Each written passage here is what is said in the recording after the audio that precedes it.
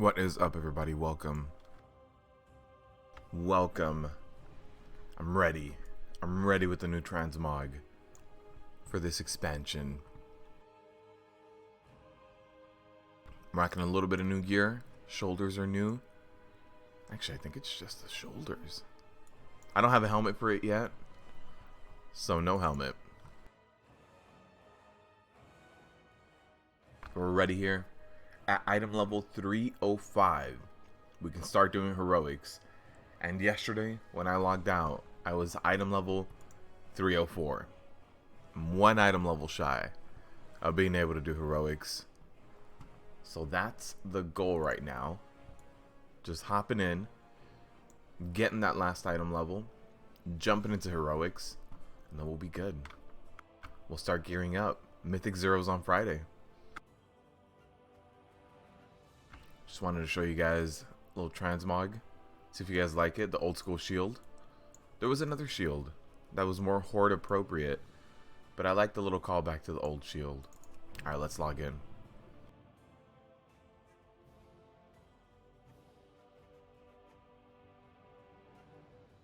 Let's see if I can find an upgrade in a world quest. One upgrade is all we need. If not, we can run a normal dungeon.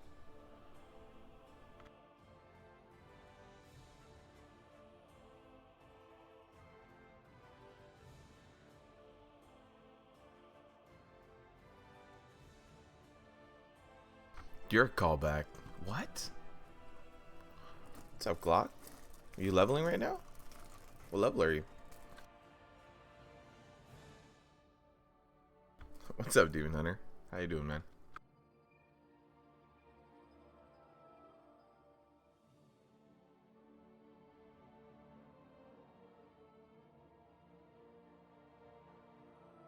Did I get back my sleep schedule? No.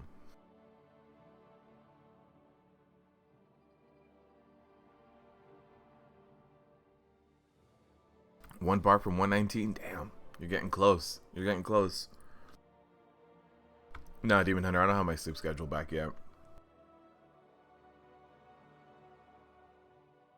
I think yesterday I fell asleep, I don't know, 2:30, 3 a.m. So it got a little bit better by about 2 hours, 3 hours. But yeah, not there yet.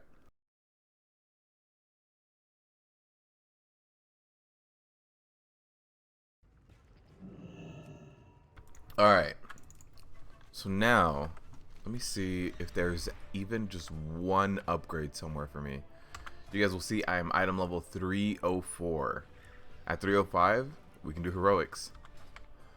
So let's see. This is a little cluster, but I think these are just, yeah, the turn-in ones. For like professions.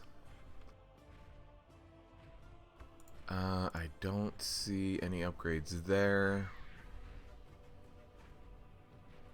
We might not. Oh, 310. There it is. That's an upgrade. Let's go to Voldoon. Is that the only one? That's going to be the only one we need. Yeah, I can check the alliance area as we fly over there. Oh, I don't have any of the flight paths over there. Alright. Voldoon is the one area I didn't finish questing in as well. So, don't have a lot of the flight paths out there.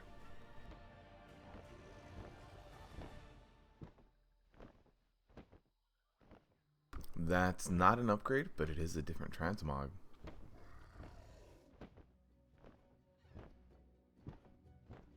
That's the Alliance transmog because the world quest is in the Alliance area. So that's interesting to note. If you want the Alliance transmogs, you do have to go to the Alliance areas. I do have war mode on as well. Probably not the best idea when I go over to the Alliance areas, but I've been doing that. But Prot warriors for PvP, it's just not there right now. I wonder what build I'm running. This is what I was running to PvP, but it's not that great. If you run with a team, you can do a few other things here in order to help out. But running solo, yeah, you're probably gonna end up losing most of the fights.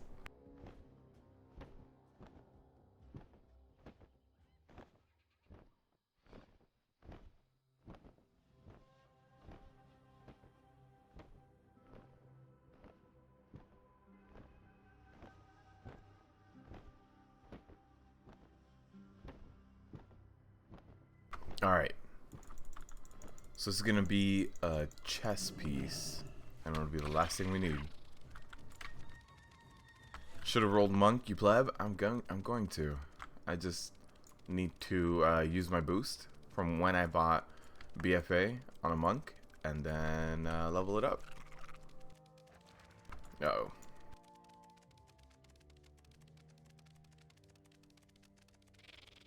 Bunch of auction house stuff. Yeah, I've been using a lot of scrapper, and so I've been selling all the nonsense I get from the scrapper. This is a world quest area too. This land belongs to the Ashbane Company. Yeah, let's go this way. There's a ton more mobs down there, so let's go this way. Avoid some of these mobs.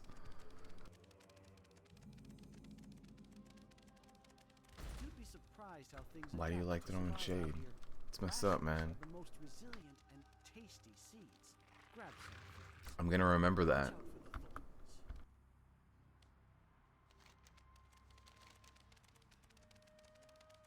Oh, by the way, guys, I've even gotten this already. Where is it? This. Opening the war supply. Was that one of them? Oh, this is Alliance. Oops. Ow. Ow. I gotta at least leave me alone. Is that Alliance? That is Alliance.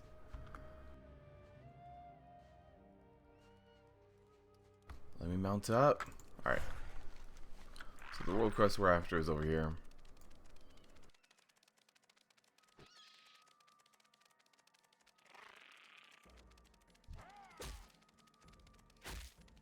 What do we have to do for this world quest? Just kill one dude.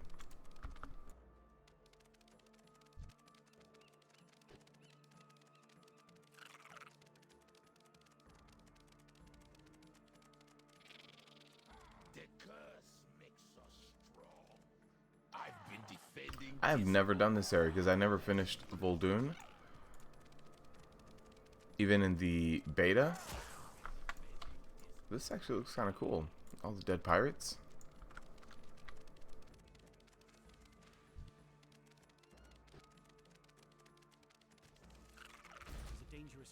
Alright, here it is. Let's clear out the area before.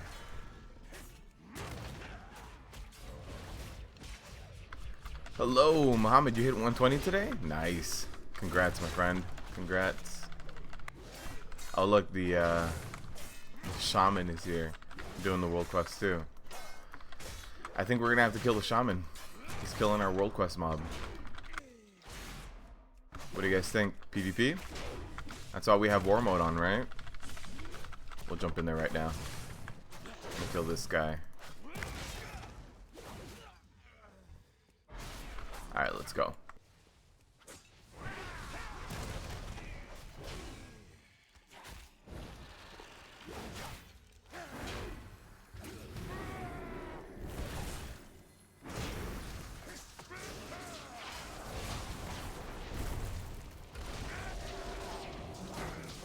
I don't think it's gonna work.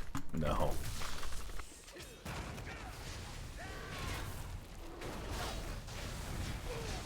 Nope. It's not working out for us. Dead, mate. one zombie every time you die, man.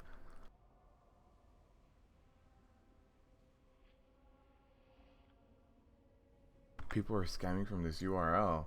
Oh.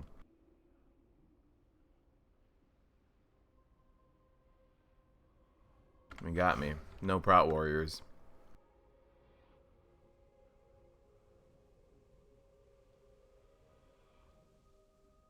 Hardcore mode.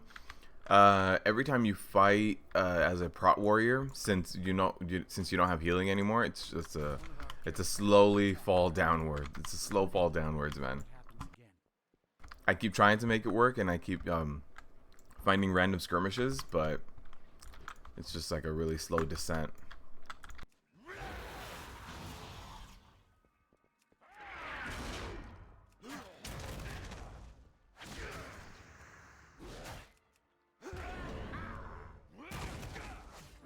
Do I remember Rendex from Storm Rage? Yeah, I do. It's been a while. How you been?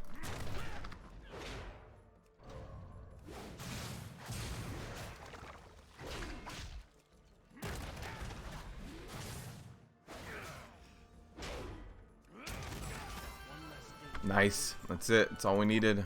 That was the last thing we needed. Let's use our whistle here. We've got this 295 can go in the scrapper and this 310 right here. Here it is. That wasn't the last thing we needed. 304. Oh no. By the way, guys, if you don't like seeing the animation of Azurite gear and waiting for everything to load up, when you load up a piece of Azurite gear, when you shift right click, if you shift right click the piece again a second time, you save a little bit. To that, it instantly loaded in. You just save a little bit of time. Alright, let's fly back. That's not gonna be the last thing we needed. The other things were helmets that were 310, and I already have that. So we gotta jump into a dungeon. Hope we get a piece of gear. You also got 120 not too long ago, getting world quest already. Nice. Gearing up strong. Very nice. If you are a DPSer, it's easier to level up via dungeons. As a tank, you might get nuked down a little bit too hard, so you might be a little bit more careful, but world quests scale according to you. So if you scale up doing normal dungeons, you're going to get 310s for sure. And if you do world quests at first, you might be getting like 290s, 295s, and 305s. It's going to be a slower process. It is also going to be a lot more like just the autopilot process if you're doing it that way.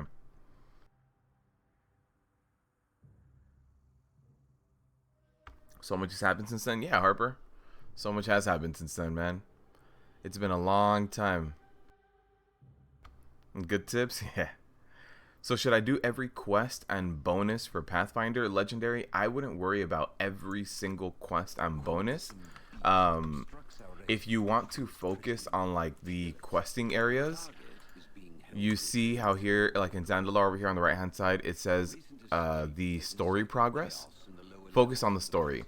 There's a lot of side questing to be done in this expansion, especially like Nazmir, I know, has a lot of side questing. Oh, I need a respec. Nazmir has a lot of side questing and stuff, but if you want to only just do it for the Pathfinder, the only thing being tracked are those chapters of story. So just worry about those chapters. Once you get those done, don't worry about too much else. Okay, there we go. That's my build. Yeah. Alright, let me pick up this guy, and these guys, and these guys.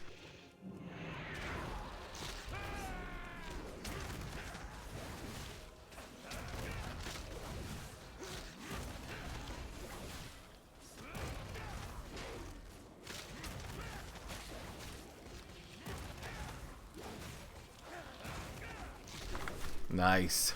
The deeps meters. When you get big AoE pulls as a Prot warrior, you can make sure you're at the top of the charts by running Unstoppable Force.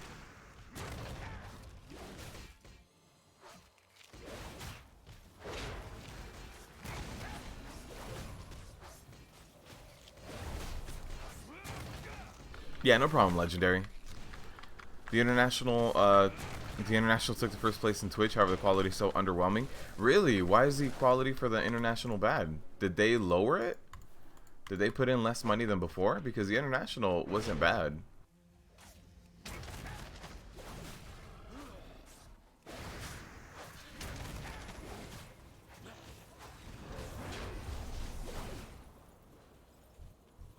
I used to watch the international for like the first 5 years. I would watch the international, and it was always good quality.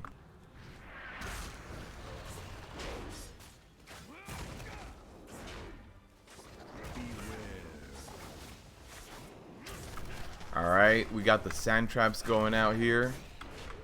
Make sure you guys remember me running these dungeons. If you don't, just don't step on the sand traps, and then we'll get something that's gonna target one person. This right here. Oh, there was a sand trap inside of the boss I couldn't see. And then that person's gonna get hit. Here it is. We get the sandstorm.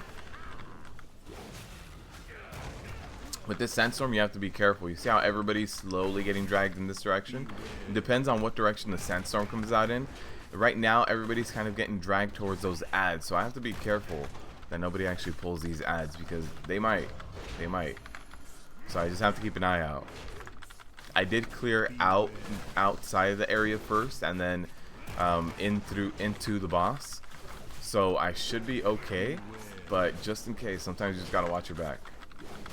See, now it's pushing us in that direction. No one's gonna pull a boss or any trash mobs that way. No main table analysis or any host. What? The stream keeps failing? That does not sound like the international I remember. How's Brewmaster self-healing compared to other tanks? It's pretty low. Brewmaster has some of the lowest healing. That being said, Prot Warrior has no real self-healing. They have a little bit of an ignore pain bubble, but healing, not really. You get Victory Rush if you can proc it, if you can kill something. But Brewmaster does have a little bit more healing than that by having their orbs. That being said, not much. It's really not much. Every other tank has a lot more healing. Like Druids have Frenzied Regen, DKs and Demon Hunters have you know, their Death Strike and Soul Fragments that they're collecting a lot more. But yeah, Monk is oh, and Paladins have their Light of the Protector or Hand of the Protector, depending on what you're running. It's a lot more self-healing than anything any other classes get.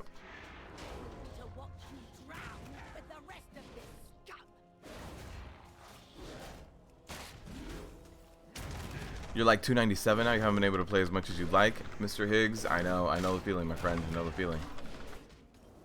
Just gotta grind it out. Grind it out when you get the chance.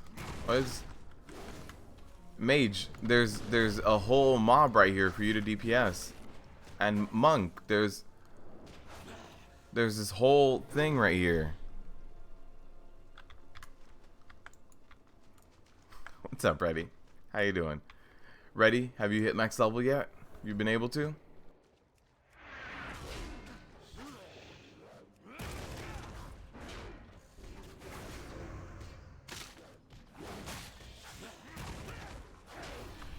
You sure you're playing the Clash right? I'm sure. I'm sure. Your tank ranking video depressed me. Why is that, Mohammed? At the end of the tank ranking video, man, I said, if you're doing LFR normal or heroic content, you'll be fine. The only people that need to worry about playing the best of the best all the time are the people going for realm first. That's it. If you are good at your class, if you know what you're doing, if you've played your class for a while, if it's kind of like muscle memory, you don't have to worry about it. You'll be fine, my friend. You'll be fine.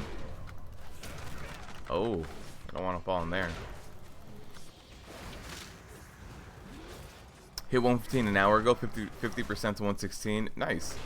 Also, one thing you guys can do if you guys want to get your alts ready for leveling, log into your alts once and then immediately log out. And what that's going to do is it's going to make your alts get rested XP because the level cap is higher. So log into your 110s, your other 110s, your alts that you're going to level eventually, doesn't matter when, and then log out of them, and they are going to start collecting rested XP.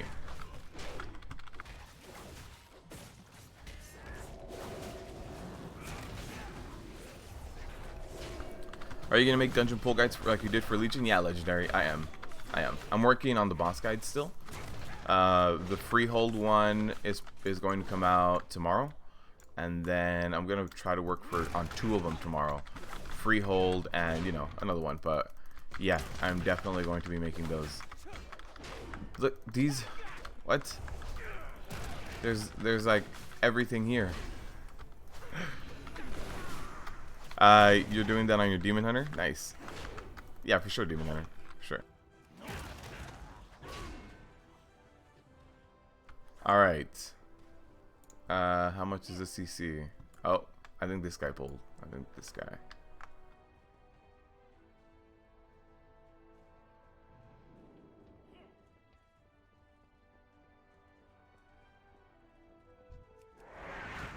But Mohammed, why did the tank ranking video depress you? Are you playing a warrior? Warriors are not the best tank at any content. That being said, I did most of the raid testing on a warrior, and you'll be fine. You'll be fine, man.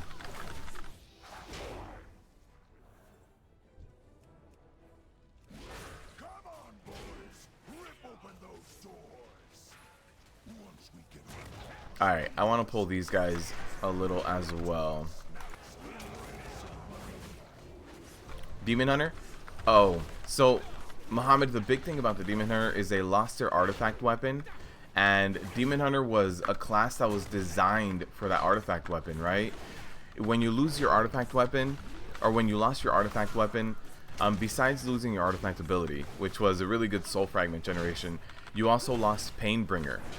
And if you played a Demon Hunter a lot, you know, you got to see that Painbringer really helped you smooth out damage.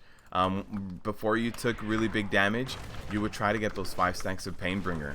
Something else that really hurts was the Talent Point Gluttony. Had a different name when we're talking about your artifact weapon, but it was in there. And taking that away as well, being able to randomly proc meta really hurts. Meta itself has been nerfed to reduce the timer, so even meta is not as big of a cooldown as it once was. And then you also just have all of the other little artifact weapon things where it's like you do increased fire damage, you do increased healing. Soul Cleave is now 2 fragments maximum, so you have that. There's a lot of little things that are really hurting the Demon Hunter right now. Like for Demon Hunter in the beta, they put in a gear vendor at the end of the beta where you get Mythic plus 6 gear, right? So I got Mythic plus 6 gear. I've played a Demon Hunter in live. I've done high keys, so I got that Demon Hunter with all of that gear in the beta, and I tried running a few high-level dungeons, and you're just really spiky. Really spiky. It's not going to be impossible for you, but you take a lot of spike damage. The Demon Spike's cooldown is a lot higher than it was before as well, so you have gaps in your active mitigation, like substantial gaps, even if you run Feed the Demon. Even if you decide to pick up Feed the Demon, which means you don't get Fracture, it's a lot of little things. A lot of little things that kind of hurt the Demon Hunter. I'm not saying that they're dead or that you can never play them, but you need to be prepared. If you play a Demon Hunter, you need to be prepared to kind of to take spike damage. And yeah, healing. So healing is a little bit lower than it was in Legion, but you know, as a Demon Hunter, you should just get used to the idea that you already were spikier and you're just a little bit more now. You main a Prot Warrior and it also made me sad. No, man, I'm gonna be maining a Prot Warrior all expansion. I'm telling you, it's the rankings are what they are. I'm not going to lie about the rankings. There's always going to be a top tank and a bottom tank.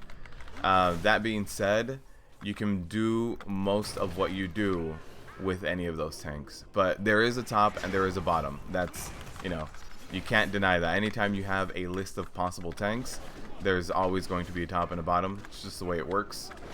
But you know, the impact of it, your personal skill and your personal muscle memory and your reaction can replace a little bit of that list. For example, I've never mained a Guardian Druid, so if I went ahead and tried to pick up a Guardian Druid right now, I would be a little bit worse than I am on my Prot Warrior. Compared to Monks, man, you see life a different way. Monks are just the smoothest tanks. Period. Stagger makes them the smoothest tanks. That's it. There's nothing else to that. You tanked the Underrot today for a quest. Gotta say the dungeon's pretty sharp. Some of the trash pulls did hurt a lot. Yeah, that's the thing. Right now also ready.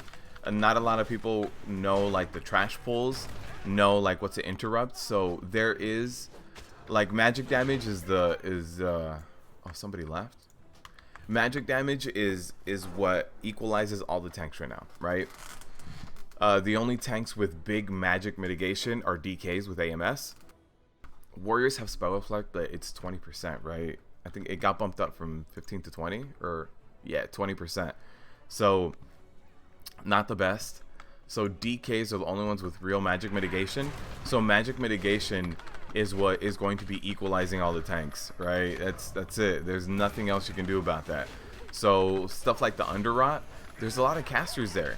There's a lot of ways to avoid that magic damage. You just need to know how first. So it's going to be a little bit of a learning curve. I plan on making the videos that I make where I'm showing you guys like what to pull, what areas to run through. I'm also going to include trash on there that you need to be aware of, like that, like this trash. In order for you to interrupt it, it actually needs to be a stun, not a regular interrupt. This one needs to be an interrupt, not a stun. Things like that, just small little things. I plan on doing that with those guides as well. You feel like you'll scale pretty good with time? Warriors? Yeah, Warriors. The thing is, the new blocking system is amazing. So the biggest downfall of a warrior is the magic mitigation, or just the non-blocking mitigation. But as the expansion goes on, you're gonna find little ways and tricks to get around it, right? Just a simple magic mitigator is just, you know, just interrupting. Another one is going to be using demoralizing shout instead of anything else, or maybe rotating your demo shout and your spell reflect and then into your shield wall to avoid that damage. So there's going to be a lot of little things, but you need to figure out what they are. It's not as straightforward with a warrior. All right, let me get this guy way over here. Come over here. I'm LOS pulling you. Come on. How are you still? Oh. Uh-oh. You need to come over here because you're. I'm losing threat on you. They keep freezing you in place. All right.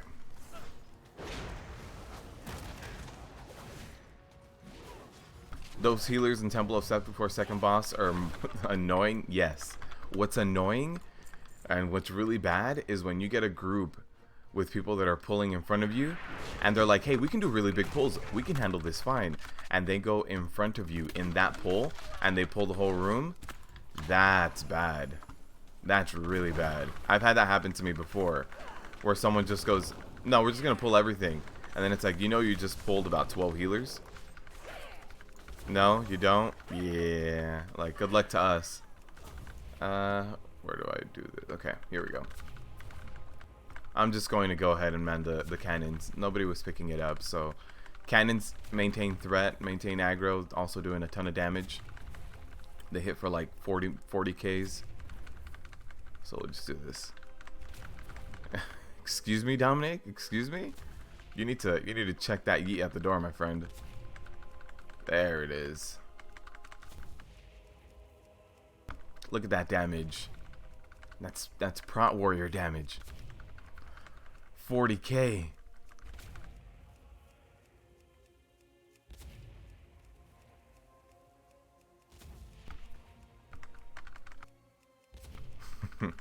Gotta run all the dungeons a few times, and checking your guides, you're gonna be good to go. Yeah, I'm working on releasing the rest of them. Stand ready, men. They're coming. Check your fire. I'm looking at you, Flamecaster. If any of these Azurite munitions explode, we'll all be dust. Nice. By the way, these cannons do have friendly fire. So when you run in here, when one of your DPSers runs into the cannon, don't jump in there to try to tank it yourself. This does have friendly fire. At least in heroic it does. I'm not sure if normal does it as well. You just got to be careful, man. You also are not going to be able to out-threat something that's hitting for 40Ks. You literally just felt the pain in Seth Rollis. You ended up taking 5 minutes for that trash pack alone. Yep. That happens a lot. Happens a lot. Someone's like, hey, we can do this really fast. And it's a normal dungeon. And they're like, we can just keep doing this. Like if it's a, oh, see, in normal mode, there is no friendly fire. But in heroic and mythic, there is. So yeah, you get someone that's like, we've been doing every single pull really fast. Come on, pull more, pull more, pull more, pull more. And, yeah, that trash pack will, on heroic or mythic, more mythic, that trash pack will eat you alive. One thing I don't like about that trash pack either is the incubators. You have the tenders that are the healers, and then the incubators, right? The incubators cast something called lightning in a bottle, and you can't see it on the ground. So they throw it on your position, but it lasts probably like 10 seconds or something. But they throw it on your position, and they this lightning stays on the ground for about 10 seconds, and there's nothing you can do about it. It's just kind of there. You try to like dance around it and do other things, but it, you know, there's not much you can do. Like, you end up stepping in it, and it ticks really hard, that lightning in a bottle. Oh, so you see this weapon that this lady has? This is the new T-Boo's T-Boo's longsword, blazing longsword. There's a BOE world epic called T-Boo's longer blazing sword or something like that. That is what she currently has equipped. Let me show you guys. See that? Oh, wait, everybody's on top of her. See that sword? That is the new T-Boo's. Nice.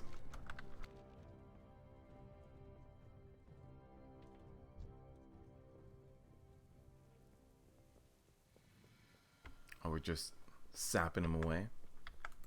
Alright, someone's gonna have to do the cannon.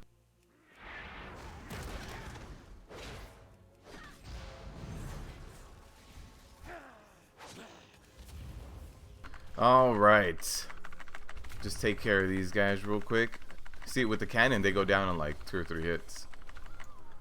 What I really want to do is have someone pull the next mob down here. Maybe they will? No? We'll see what they did. No, they pulled the mob and are tanking them. The ones that even I'm too scared to tank because they do like 100% plus damage. Yeah, those are the ones. Alright, so let's go over here. I built some threat on them. Come on, come this way. Beware.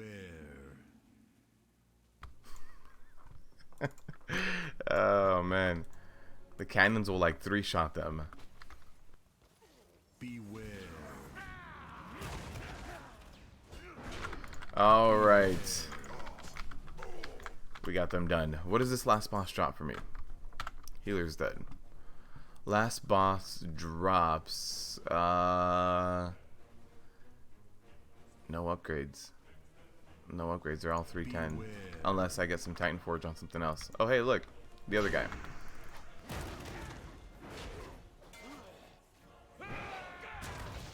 Nice. Come on, come on. Let him walk down here. You guys keep stunning him. There it is. Got it. Not losing threat anymore after hitting him for 40k. Gotta do it the hard way. No cannons. It's just so easy when you can hit something for 50,000.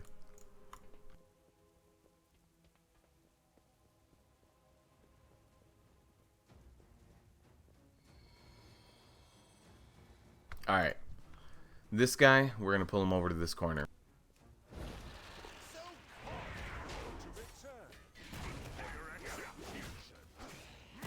If you stand in this corner, you don't get poisoned. Or actually, no, you don't get cannoned. The heroic and mythic mode is the poison. But see that cannon right there? It doesn't hit you in this corner. The only thing you do need to watch out for is that right there. And there we go. A little bit of Deadeye on someone. You also don't get knocked back standing in this corner. You just need to watch the burst he does too. Explosive burst, but you see the cannons. Cannons aren't going to touch you here. Cross ignition, that's what you need to watch out for. Here it is. Let me stand right here.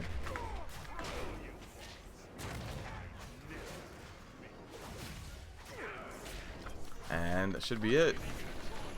Should be it. Let's get a little bit more deeps in.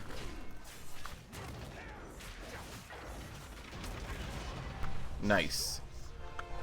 Yeah, no Titan Forge on these pieces. Azurite does not Titan Forge. It would have had to have been the weapon. Gotta do another dungeon, guys. Still 304.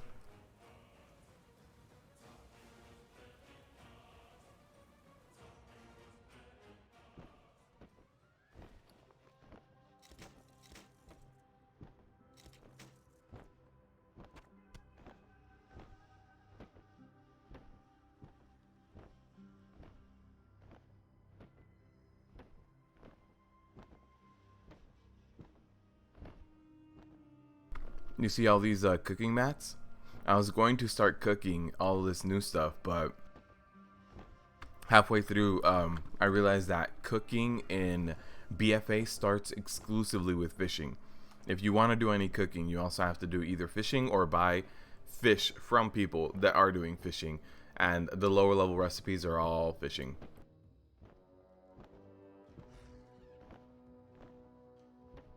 Alright, let's hop into another dungeon. Unless I don't think there's any different world quest. Who cooks anyway? I wanted to, because look at this.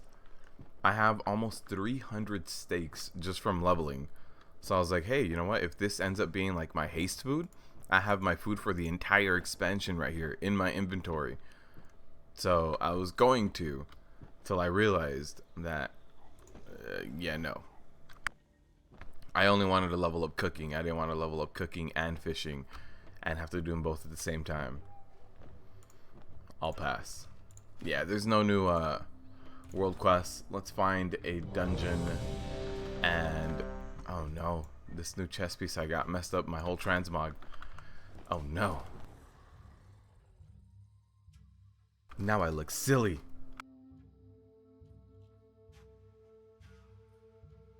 Alright, this one, what drops here for me? I think there's a trinket in here for me.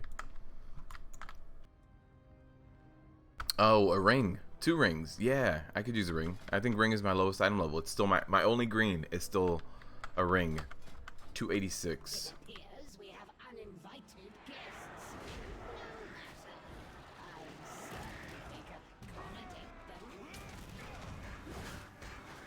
Alright. So, big pulls here. We can handle them. Just get your avatar going. Unstoppable force. Do all the deeps. Nice. And then, what door opened up? Not this one. It's always a different door here that opens up.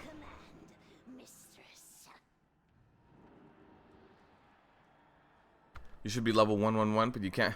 Dude, Eric, you gotta stop sometime, man. It's gonna fall off. Careful.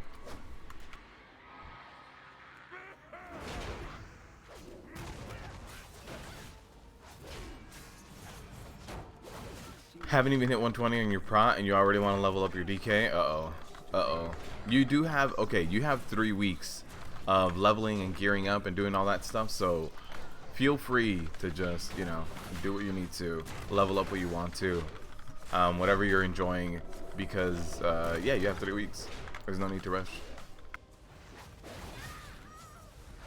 Mythic Plus doesn't even come out till 3 weeks, so yeah, you've gotta wait a little bit regardless.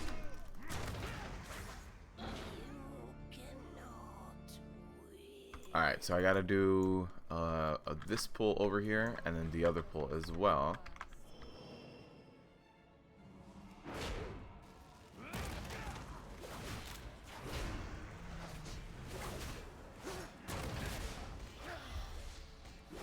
Alright, so once they start going down, they are going to drop all of this blight on the ground.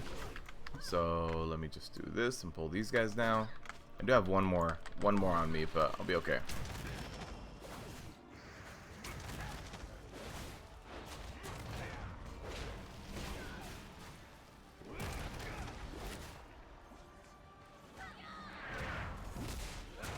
Alright, got our interrupt off. We're good. But yeah, you have 3 weeks to level up anything you want, gear it out, do what you need to do. So I honestly just suggest splitting it up, leveling up a few alts, getting everything up there. Where's this other guy in our group? Why is there someone kind of AFK up here? Yeah, you.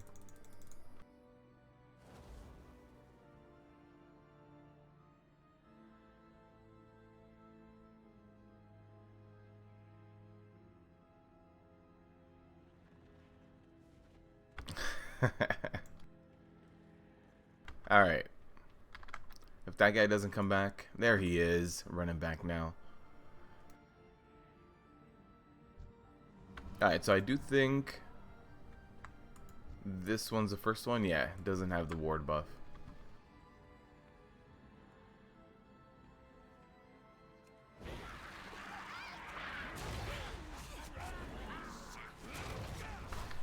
Alright, so pick up the first sister here in the middle, and then the other ones will activate, but this first one here in the middle, uh-oh. Who is she going to mind control? Our mage? Let me fear our mage over here.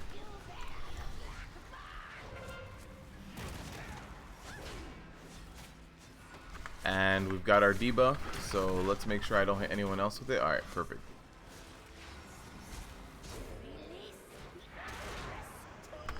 And so once we get this one, all she has is thorns. So if you're dying on this lady, the third witch, Briar, just stop casting thorns. Stop casting anything at all. Just kind of relax, let your healer pick you back up, and then you can keep DPSing. So hopefully we also knock this one out before she does another MC, another mind control, and we did. Perfect.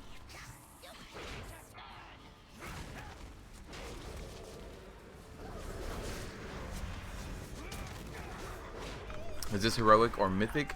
This is normal for now. As soon as I get one piece of gear, I can start doing heroics. So I'm item level 304, and once I get to 305, I can start doing heroics. So we did one other dungeon right now, and I didn't get an upgrade. So one upgrade, and I'm good. 3 weeks is quite some time. Probably gonna finish Prot as far as possible. Yeah. How come you went undead? I've been undead, Noob Lord. The other ones, when I was playing the beta and the alpha, they were all brand new characters. I was playing the beta and the alpha before you had the character copy, and most of my characters were 120 before the character copy. The only character I was actually able to copy from Live Realms was my Demon Hunter. And yeah, so the High Mountain Tauren I was playing in the beta was just a brand new character. But I've always been undead.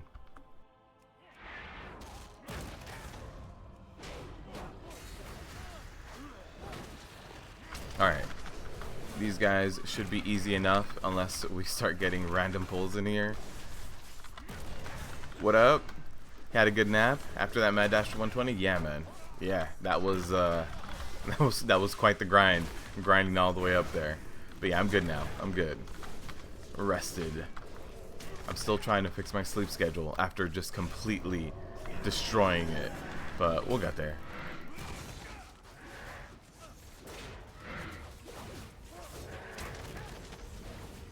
You can skip item level requirements for heroic if guide 5 good people and enter manually. You have to do it via LFG. Yeah.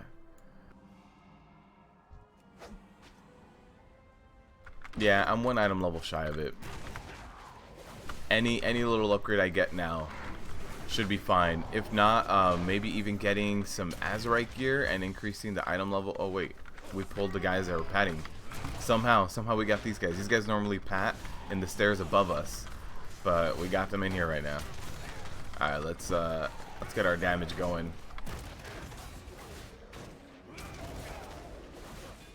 Hit 305 this morning, got other things to deal with for now. Yeah, for sure, Mojo. I get that.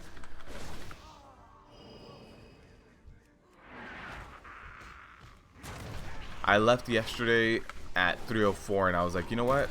We'll hit 305 on stream and then start doing the heroics. And then maybe by the end of the stream, we'll have a decent enough eye level to be like, hey, Friday we're doing mythics. I still want to do Friday mythics. We'll see how much gear I get today.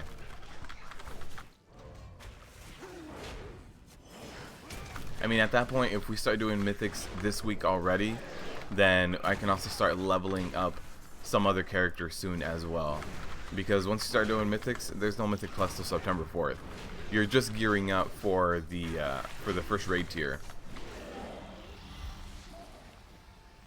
which the first raid tier drops 355 in normal mode. So it's also good to note that like you're gonna be at 355. You're gonna be getting 355. So if you start getting a lot of really good Titan Forges and War Forges, you might go into the first raid tier and not be getting any upgrades, which is fine. That means you outgeared it. But at the same time, it's going to be a little counterproductive to be like, yeah, there's no upgrades here. Let's keep doing progression, let's keep pushing through this, but there's nothing I can get from here. Level of Prot Pally. I do have a Pally that I'm going to be leveling eventually. My second character is going to be a Brewmaster Monk. And then my other 110s are a Mage, a Paladin, and a Druid. Oh, and my Demon Hunter as well. Those are the other 110s I have that are going to be coming eventually. As far as when or how fast, that might be later. Determined a little later. Alright, let's run this guy through the fire. He had 9 stacks on him. Let's destroy these soul thorns.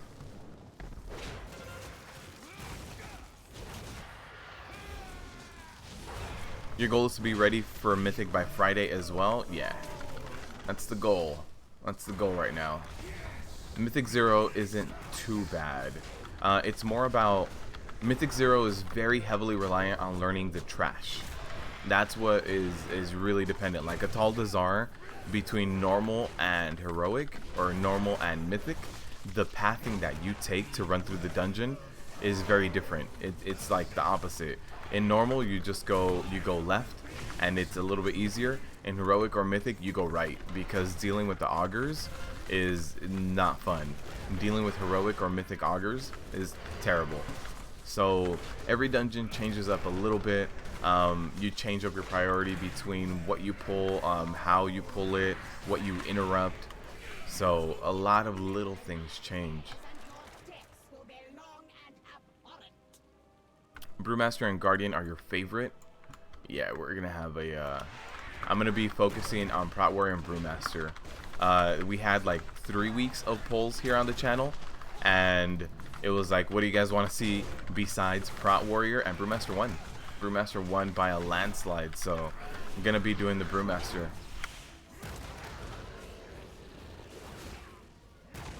Okay, so now I have a lot of cleave damage going into here, which I'm going to need with all of these maggots.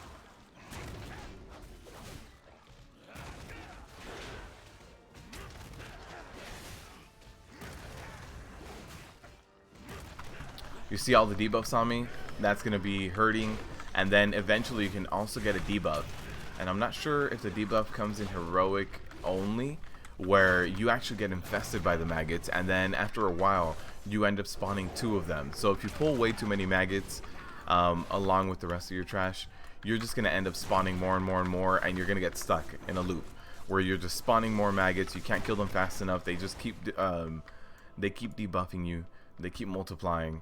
1 turns into 2 every 4 seconds or something.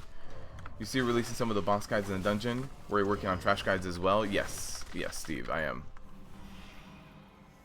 Brewmaster is amazing right now. No global cooldown or BS to slow it up. Yeah. Yeah, when the global cooldown changes hit, Brewmasters were probably the least affected tank. Why did they pull all the things?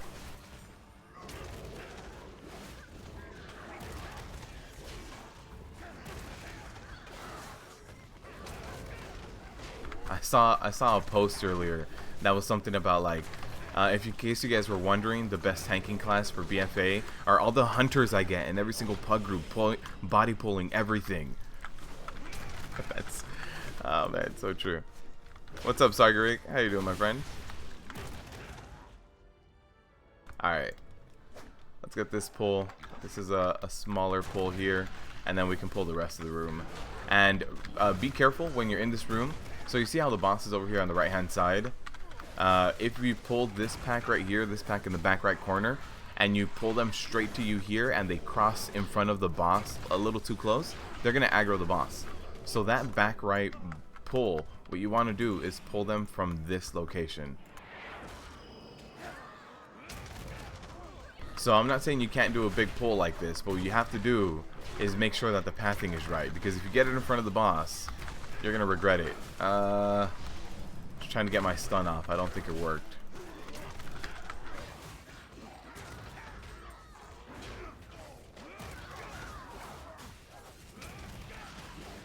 Pug life. That's how it is sometimes, man. That's how it is. There's a lot. See, look, he's gonna body pull. Oh, how is he not? Look at this. Oh, nice. Pyroblast on the boss. Cool. Oh man. You think Brewmaster Monk and Disc will be BfA meta? DK and Pally was Legion. I don't see the Brewmaster Monk being meta for the MDI. The Brewmaster Monk is going to be meta for like the highest key. You know how like Shakib was doing the highest key in the world all the time, and like he was only being beaten by himself. So I think that's going to be Brewmaster Monks now doing the highest key. But when we talk about MDI and doing really high keys on time and pushing that timer, I think it's still going to be DKs. I don't have any doubts of it being DKs. It's going to be them. Brewmaster Monks are really good at pushing high keys because they can smooth out the damage. But when you talk about making a Brewmaster do something very fast and get it done like that, it's not their strong point.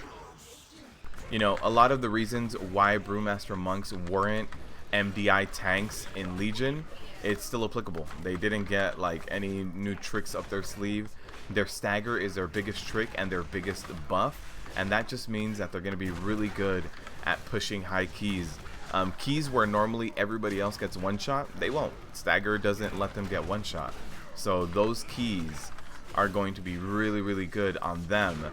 But the timer is what does it. The timer is what's really limiting for them. I'm not saying it's impossible. If you just run a plus 15 every week, if all you do is just a normal dungeon every week, any tank works. Any of them. But when you talk about like MDI and just pushing those high keys, pushing those numbers, it's just going to be harder on a monk. So as BfA went live, you were going to level your bear, but at the very last moment you chose Pally as your first main tank ever. So far it's been a lot of fun. You're 116, taking it slow, can't wait to get max level. Hey, Pallies are in a really good place right now, my friend. And what I will tell you as well is that right now, they removed the magic damage mitigation of most tanks. Paladins retained really good cooldowns to be able to deal with that, right? You still have Ardent Defender, you have your Bubble, you have Blessing of Sacrifice. Something else you have that's going to help you out a little bit more than other tanks. The only other tank that gets this is Brewmaster. You have Cleanse. So if you ever do a dungeon where you get a poison and that poison does damage to you, you don't have to wait for your healer to get it off you. You can just do it yourself. Like, get rid of that debuff yourself. That's going to lessen the damage taken. You also have your self-healing. Another one that I don't think a lot of people are looking at is Aegis of Light. That reduces all incoming damage for you and everybody standing behind you by 20% while you're casting. So while it makes you channel, and I understand you can't block, you can't dodge, you can't parry while you channel, when you have the high periods of high magic damage, let's say a boss, let's say like Blackroot Cold, a boss casts Shadow Bolt Volley, everybody needs to survive it.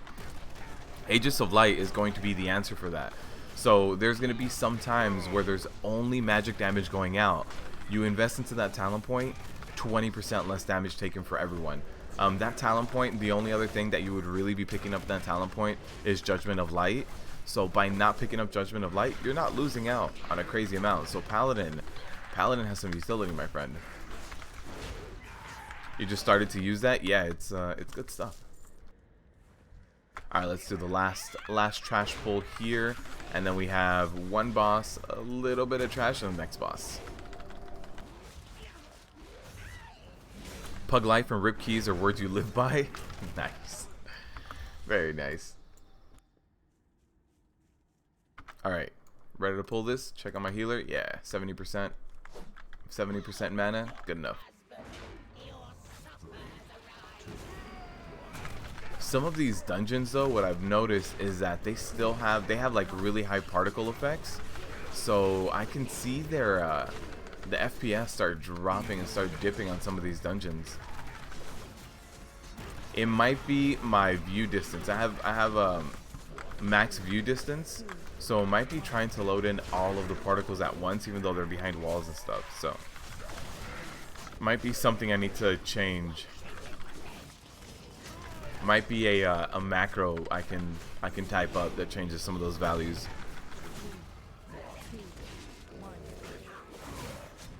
YouTube video on talents for Prot Warriors is amazing. Your threat and rage generation gone through the roof. Yeah, no problem, man. What I do suggest, by the way, Devin, if you're just running something where you want to do a ton of threat generation, Avatar. Unstoppable Force, sorry. Unstoppable Force. Pop that and Avatar. It's insane. It's insane. In fact, I honestly expect Unstoppable Force to get nerfed at this point. Now that I've been using it more and more as you gear up, you see how amazing it is. I expect it to get nerfed.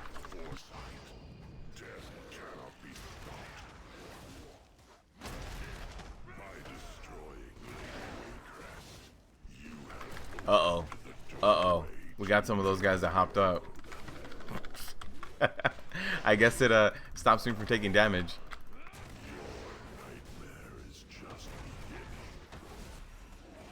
Oh no, I'm dying. I'm dying. Where's my healer?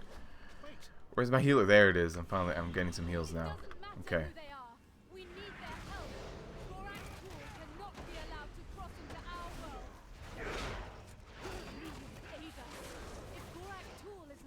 Thunderclap every other cooldown OP, yeah. And it also increases Thunderclap's damage by 100%. So it makes your Thunderclap hit harder than Shield Slam. It makes Thunderclap hit harder than every other spell you have. So you're doing an AoE move that is your hardest hitting ability every other cooldown. It's crazy. Reason DKs can do it faster because of the way they pull everything with the threat damage. DKs have to slow down every now and then. Yeah. DKs do it fast because they have grips, range interrupt, Gorfing Grasp, Death and Decay. Things are not going to be falling.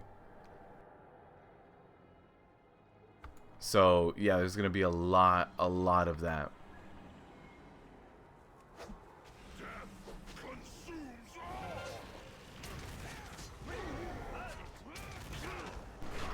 DKs they just bring the best kit to Mythic Plus, right? They can even when we start talking about Mythic Plus, every other tank has to worry about Necrotic, right? Every other tank has to be like, okay, once I get certain Necrotic stacks, I gotta run away. DKs are the one class that, without any talents invested or anything, they can ignore Necrotic, right? They pop AMS, it'll fall off. The only other tank that can do that right now is Paladin with Blessing of Spell Warding, but you need to pick that up. It's every 3 minutes. With Death Knight, you can run a talent point where your AMS is every 30 seconds. So even when we talk about like just general Mythic Pluses, DKs are going to be killing it on countering affixes. You have Sanguine, and you have a you have Sanguine. Sorry, I say that wrong. You have Sanguine, and you have a ranged mob standing inside of a pool. DKs are the one person that can grip it out. If it's a caster, you also have like Prot warriors that can interrupt it and stuff. DKs grip it out, move it out of the way. It's just a lot of little things end up adding up when you talk about Mythic Plus. They also have a ranged interrupt. So if that person inside is not a ranged, if that person inside standing inside the Sanguine pool is a caster, they have a ranged interrupt with Mind Freeze. It's just like a lot of things end up adding up when you talk about a Death Knight and doing Mythics, and specifically Mythic Pluses.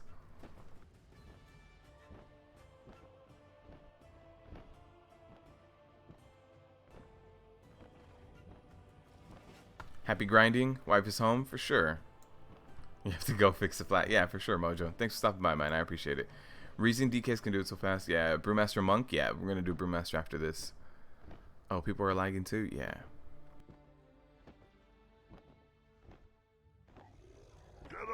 Black Rook Mage? What? Thanks for the sub. I appreciate it. Here's a big question. Your human pally stuck between race changing to dwarf or Draenei, not a fan of the human. I would go with dwarf or dark iron dwarf. Either one of the two, Sargerik, they are going to be very powerful classes. And it's just, oh man, just a bunch of stuff that didn't sell, and then a bunch of stuff that did sell. But I was seeing if I had any gear. I didn't get any gear on that last dungeon. RNGesus doesn't want me to have any gear. Sargerik, I would suggest going either one of the two dwarves, my friend, whether it's Dark Iron when they are released or regular dwarf. And that's because you are a paladin, so you can already cleanse yourself, but your racial lets you cleanse yourself again. If you go If you go regular dwarf, your stone skin is basically a defensive cooldown, right? Plus 10% armor. If you go dark iron, it still works kind of like a defensive cooldown, because as a dark iron you multiply your main stat, right? So you're gonna get more strength, which equals more attack power. So that means that your shield of the righteous, your active mitigation, is going to have a higher multiplier. So whether you go dark iron or you go regular dwarf, that racial is a defensive ability plus a cleanse for you. I prefer the dark iron dwarf one because you can increase the amount it gives you, right, by just getting more debuffs. So let's say, for example, you do Underrot. The last boss has a ton of stacks of the debuff for you, right? You can get 6 or 7 stacks easily without even worrying too much about your HP. So you just tell your healer, hey, don't cleanse me, I'll cleanse myself. You let yourself get 6 stacks, you pop your racial, you get 6 stacks of 300 strength, so you get an extra 2200 strength, right? 6 stacks plus a 900 base, so you get an extra 2200 strength. Your active mitigation is going to be insane. Your damage is going to be insane. So it works for burst, it works for survivability, it works for everything. So I would honestly suggest Dark Iron Dwarf, but the regular dwarf is also good. Somebody cleaved the area across from us, so now we got everything. But yeah, if you ask me which alliance class is the best, I would say dwarf or Dark Iron Dwarf. Drain Eyes, they get the little self-healing. I don't think it's that amazing, a self-heal. I think a cleanse is better, because you normally have to ask your healers for a cleanse. You normally have to call on other people.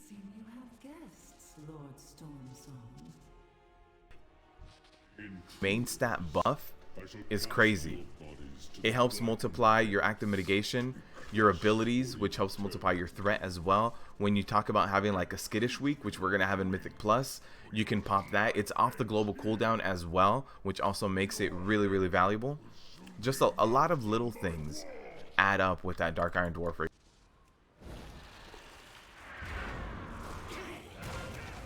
Alright, so this boss, somebody's gonna get kind of like mind controlled, a squid on top of their heads. What you want to do when you see that squid, everybody's gonna get orbs. See, these orbs are gonna latch onto someone. You want to kite these orbs, and the person with the squid, this guy right here, wants to absorb all those orbs. And basically, you want to take care of the squid on top of his head. Oh, it fell off a little too soon.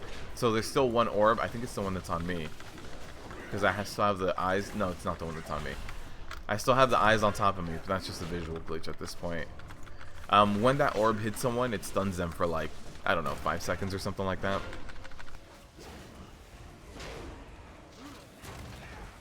You're wondering what rogue spec to gear first. You don't know what is decent in PvE and PvP, but you are a tank main, so yeah, Dominic, I don't know much about rogues. I'm not gonna lie to you. Combo point classes, I've tried and tried over the years, and I've never been able to really get behind one of them. I don't know what it is about it. Of course we get this, of all things. We get a piece of gear we already had at 310. Hopefully we get another piece at the end here. Damn, DKs, you were hoping something would change with tank dominance. Unfortunately, not so much. DKs are going to be the best at Mythic Plus. The best at raiding, still monks. When we talk about progression rating, monks are invaluable. But then when you have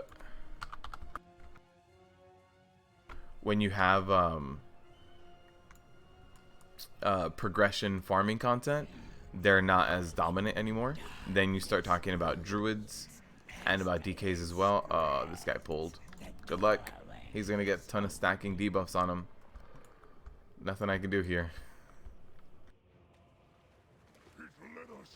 No path available. Can't even charge.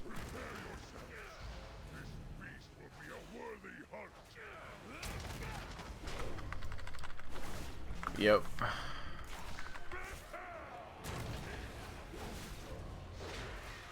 By the way, you can skip these eels if you go down here, like all the way down into the right.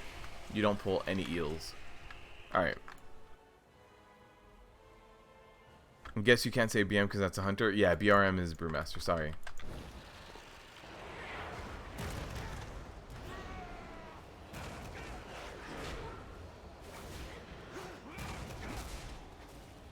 Alright, so I used my interrupt for that one, so hopefully someone uses their interrupt for the next one.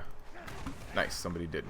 Okay, I need to start kiting a little bit. You do take a lot of damage from tanking this main guy, so I want to take it easy on my healer.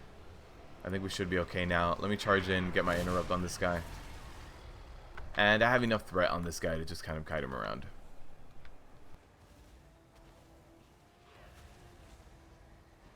Since we're at race changes, so should you switch your Belf to Troll? Belf plate looks boring. You might want to wait for Zandalari Troll at this point. I hope they can be DKs. I'm not saying that they can. I hope they can. But you might want to wait for that to see if you can.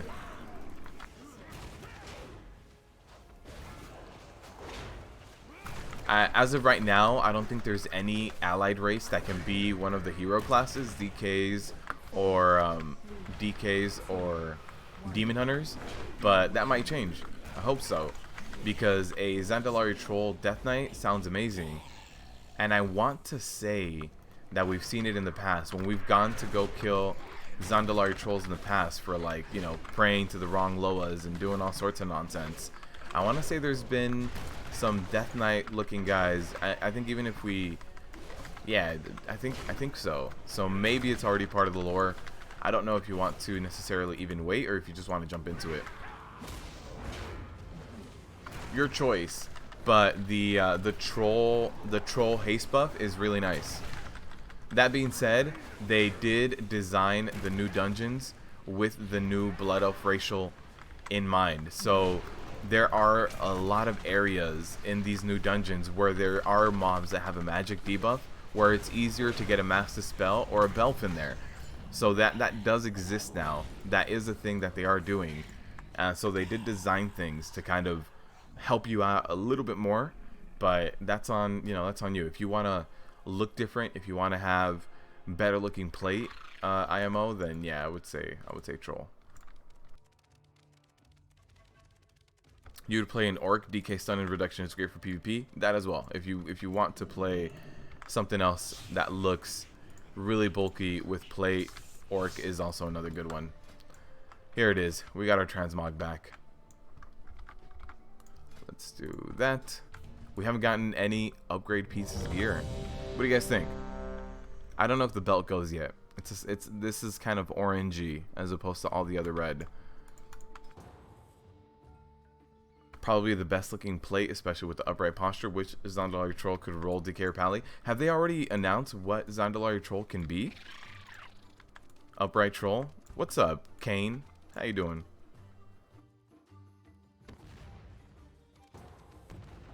Yeah, an upright orc also looks amazing. I think that upright trolls, I mean upright orcs and upright trolls look really, really good.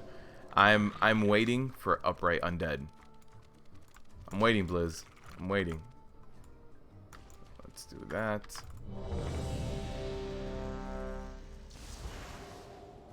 Blizz, I need some upright undead.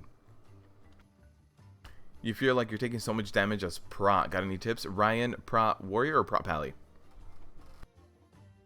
Your UI is awesome. Where can I get that set up? Devin, let me get you a link, my friend.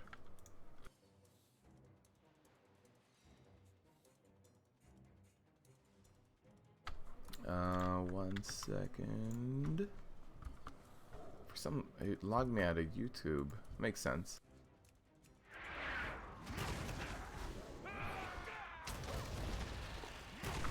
Alright. I'll get it for you right now, Devin. Let me just get some threat going on this pull, and then I'll let you know. I'll give you that link. Where is it? Where is it?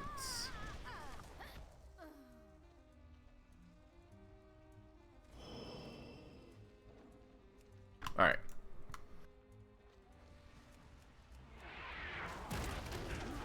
I'm going to interrupt that guy and bring them all over here. Oh, no. I thought I was going to be controlling the big pull. Nope. Somebody else pulled everything else as well. This is not going to end well. This is going to hurt. Let's also get our buff up.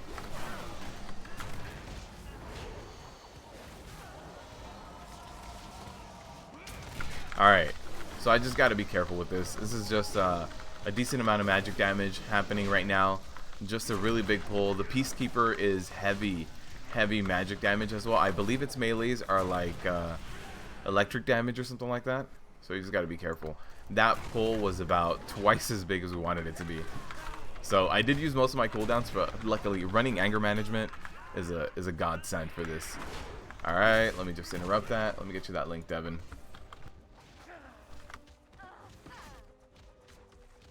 So Devin, if you click on that, that is my weak aura setup, and then let me get you my add-ons.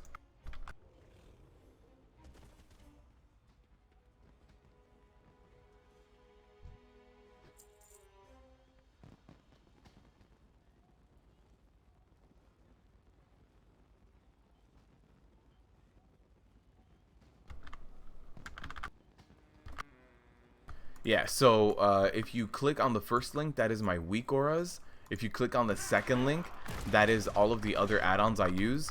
The only add-ons that are not in that add-on video specifically are over on my left-hand side. You see my party unit frames.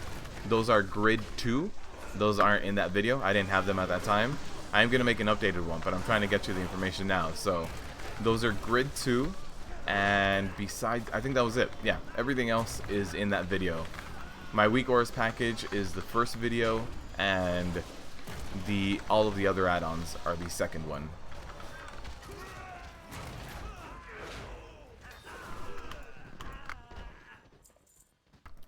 And let's close that. Okay. All right. Do we have? We do. We have a trap here.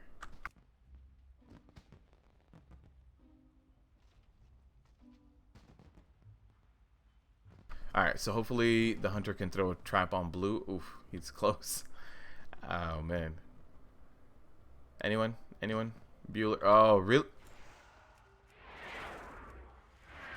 What's the... the pug life, guys. What's the point of throwing a trap and CCing something when that's the first target that somebody runs in and breaks the CC on? What?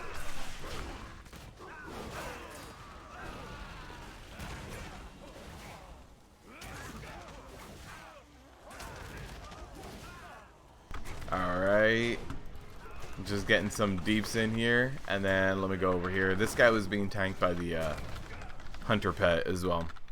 What level's everyone on BfA? 115. Ryan, Warrior? Yeah, Warrior, if you feel squishy, Ryan, I suggest running this build right here, my friend. Into the Fray is going to get you a lot of haste. Right now, what we're lacking is a lot of secondary stats because we're brand new 120s. Also, Azurite gear has no... secondary stats, so it just things feel really slow. Your threat generation is really slow, so Into the Fray is going to help kind of bridge that gap for you. I really suggest running it. Bounding Stride, that one doesn't matter. If you want to run Crackling Thunder, you know, whatever, no big deal. Unstoppable Force, I really suggest it. It helps smooth out your rage gained as well. So while you run Unstoppable Force, you can even get some Ignore Pains in there, doing Thunderclap, Unstoppable Force, Thunderclap, Ignore Pain, Thunderclap, so it really helps with that. Bolster is amazing. That's the best talent point in that row, without a doubt, is Bolster, right? You land guaranteed blocks, so if your shield block ran out of charges, if it's on cooldown, Bolster is going to be that cooldown. And the new blocking system, it's amazing, so you don't want to miss out on blocking. So run Bolster. And then as far as like Rumbling Earth or Stormbolt, I prefer Rumbling Earth because I do a lot of AoE pulls. Booming Voice, I suggest going Booming Voice. It helps really with the amount of rage gained to just kind of have it every like 30 seconds, because with Anger Management you get that faster than the 45, and Anger Management lets you rotate your cooldowns faster, so I do suggest Anger Management. With Anger Management, you have your last stand up like every minute and a half. You have your demo shout up like every 30 seconds. So there's a lot you can do with anger management. Something else that I'm going to really emphasize, Ryan, is the fact that you always have something up. Always, always, always, always. If you're in the middle of a pull, you have to have either shield block up, bolster up, or a shield wall up, right? If you don't have anything up, you're going to die. But you need to have something up at all times. I don't care what kind of cooldown it is, or if it's just your active mitigation. Our active mitigation is really, really strong. So even if it's just active mitigation, you need something up every single time. Your demo shout has such a short cooldown that you can have that up.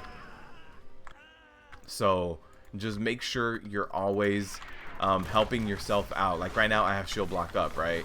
So I don't need to worry about it too much. After my shield block kind of goes away, oh, I messed up that stun. This rock lance is gonna hurt. So I have shield block back up. Something that might help out more, and this is as you get used to tanking with Prot and getting used to these dungeons a little bit more, is that when you kite, you don't necessarily need your shield block up at all times, right? So like if the mobs are just running to you, there's no danger of them hitting you, so you can actually avoid having your shield block up for a few seconds. But yeah, try to keep something up at all times. Demo shout, shield block, bolster, shield wall, maybe even just spam ignore pain if you really ran out of every other cooldown. When you have bolster up, by the way, so when you run the bolster talent point, since bolster guarantees blocking, you don't use shield block. You don't, because shield block guarantees blocking, and so does bolster. So then you're double dipping and you're wasting a talent point. So if you want to use the bolster talent point, when you have that bolster up, do not shield block. It's a waste of a talent point, and talent points are a heavy thing to waste. Alright, let's get an AoE stun going out here. I do still have my AoE fear as well. Yeah, no problem, Devin. DPS queues are a joke. Oh man, I'm sorry they're that terrible. If you play a hybrid class, play that other spec, and then just have your loot settings set to your DPS. This is gonna be one of the worst pulls for tanks too, just because there's two Earth Shapers here. The two Earth Shapers both cast Rock Lance, and then the named mob Taskmaster Akari, he also hits like a truck. So this whole pull is just gonna be a really, really bad one. You have this plan to sit and to get to 120 on your main, but you ended up getting like 5 inquiries for training. Yeah. Dude, the business you're building comes first, my friend. A few of you men wanted to get 120, but you're exhausted. Yeah. Plans always change. Okay. So for this guy, I'm going to tell everybody to stack up.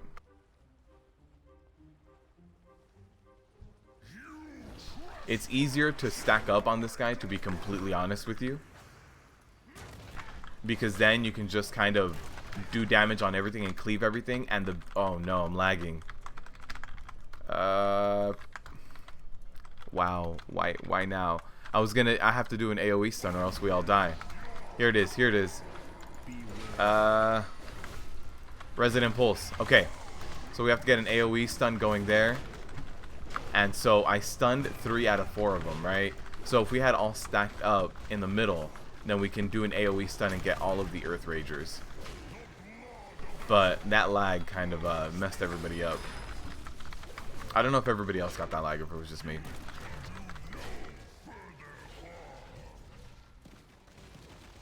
Doesn't seem like it was just me, because my streaming is fine. Gotta wait a week and a half to get the X-Pack and start playing. How's Prot Warrior feeling so far? I mean, it's not the best. It's not the worst. Prot Warrior is just in a spot right now where if you've played Prot Warrior in the past, you can deal with these changes. If you played Prot Warrior in Nighthold, if you remember Nighthold and Star Augur and Crosis and how much that hurt, it's not like that. It's not that bad. But if you played Prot Warrior through that, You'll be fine with these changes. You can deal with it. Nice. Does that put us at 305? Yes. We can run a heroic after this. Perfect. We can start the heroic level grind. I mean, the heroic dungeon grind. Good morning, Chaos. How you doing? Sub and watch out for new videos. Thanks, man. Welcome, Ryan. On the plus side, you made about 40k. Wow. Kane. Killing it, man. You feel that that dungeon in general is going to be tough? You just can't stand... Yes. This Motherlode dungeon is the new Seat of Triumvirate. If you... And just like Seat of the Triumvirate, if you run in here with a pre-made group and you know everybody and everybody knows kind of like the path you're going to be taking and everything, it's no big deal. The big deal comes from the fact that everybody is going to be body pulling because there is no line of sight. There are no corridors. There's nothing. It's just big, wide, open spaces, right? So if you have like some ranged DPSers or something that all of a sudden they get like a debuff on them or something's targeting them, they're going to run away from it, and they're probably going to run into other mobs, right? They're going to run across one of the little dirt roads and aggro 2 other pulls. So everything is really tight and concise. If there was corridors, it wouldn't be that bad. The problem comes with they gave every single person here the freedom to move around, and that comes with a lot of aggro. That just comes with a lot of passive body pulling. So I think that's what's going to make this dungeon really, really difficult. Alright, so I popped my shield wall right now because this mastermind is going to be doing a lot of magic damage on us, and I also had still a substantial amount of the previous pull. Now that it's just a mastermind, I should be okay. I'm going to be doing a lot of ignore pain on this guy. There it is. Because he's all magic damage. That mastermind is 100% magic damage. So if I don't have my spell reflect up, then it's just going to be a matter of spamming ignore pain as much as I can. Heroic, here he comes. Does Thunderclap still apply a bleed? Yes, I believe so. Here, let's test it out. Thunderclap right now. No, it doesn't actually. It does not apply deep wounds anymore. And the Thunderclap snare is only 20% now. It's no longer 50%. I need a little bit of healing. I'm at half. Not for this pull, man. This pull is gonna hurt. All right, let's go.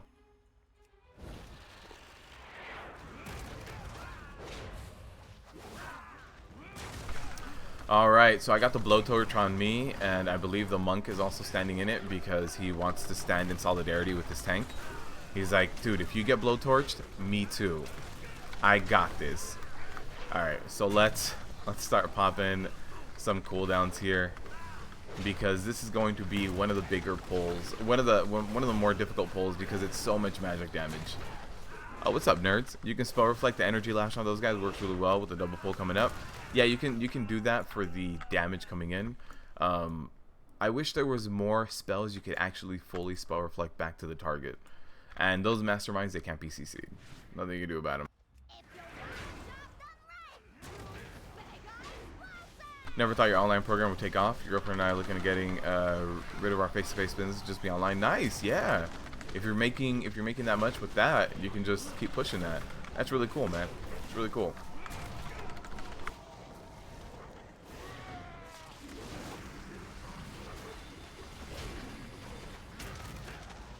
You feel like this dungeon is it's gonna be tough in Mythic. This dungeon is just gonna be tough in general, just because of all those body pulls. Once people start getting used to the way that you're pulling, used to the method and the routes, then I think it's going to be okay. The propellant seems to be off. She was spraying propellant in this direction, but the stuff behind her went away. It's weird. I wonder if it hits you oddly as well. Ethan, thanks for the sub, man. I appreciate it. Welcome.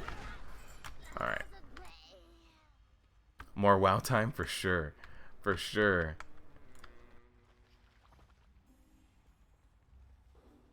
Oh wait, no, I'm sorry. I'm going the wrong way. Whoops. I got disoriented by that boss. Let's not do that. Me too, blowtorched? Yeah, he was like, no, man, you know what? if my tank gets blowtorched, I'm gonna stand in solidarity, man. This is how it happens. Any broken bones yet? None yet. But we haven't done heroic yet. We just got the last piece of gear we needed for heroic. So this next dungeon that we do will be a heroic dungeon. Probably going to see some broken bones.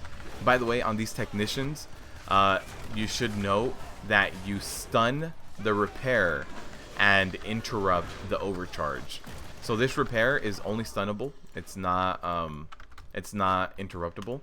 And the overcharge, it's either one. So the overcharge is where you should use your interrupt.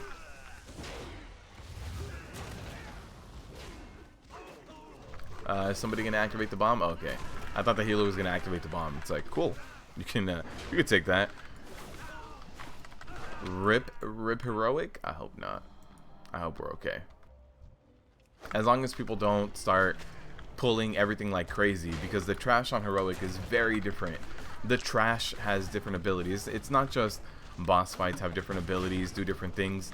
On heroic, a lot of the trash even has different abilities, so you got to be careful.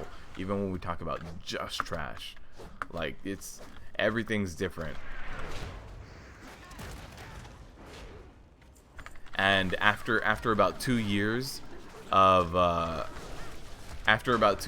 Legion, where you already got the same dungeons and you're used to like that mythic trash and mythic plus trash, seeing the differences between normal and heroic on a freshly geared character, it's gonna be something new for some people.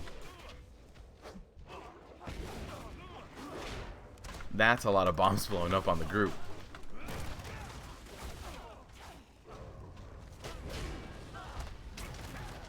But yeah, in terms of like damage taken with warriors and staying alive, I geared out a Prot warrior in the beta through a lot of mythic pluses. In fact, the warrior was my highest geared tank, and you'll be fine with doing mythic pluses.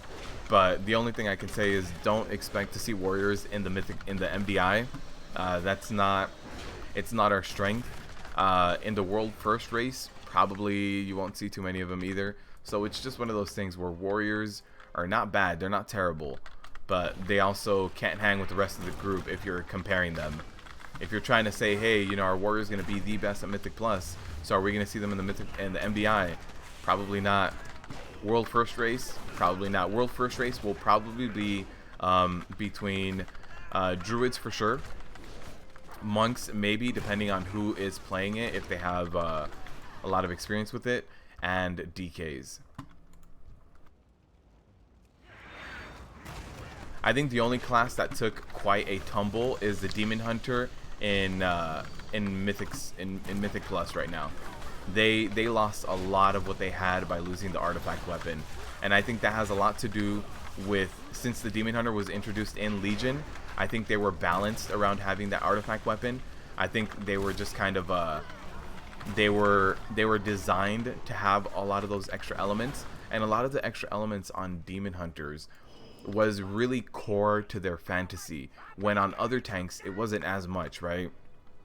We talk about like the warrior artifact weapon, plus armor, a little bit more armor, a little bit more rage, a little bit more stamina, making your spell reflect a little bit more substantial.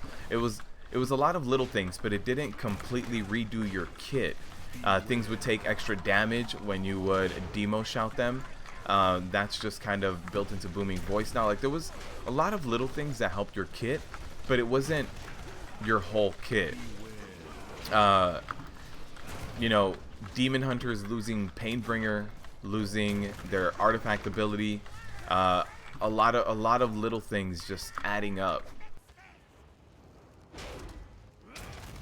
And a lot of those artifact abilities went to their own talent rows, and that also feels bad, because it's like, do I go with my old build that I knew in Legion that works really well, or do I go with this new build that is going to have my old artifact weapon things? It's a choice between, do I keep my artifact weapon, do I keep my old talents? And it's a bad choice to make.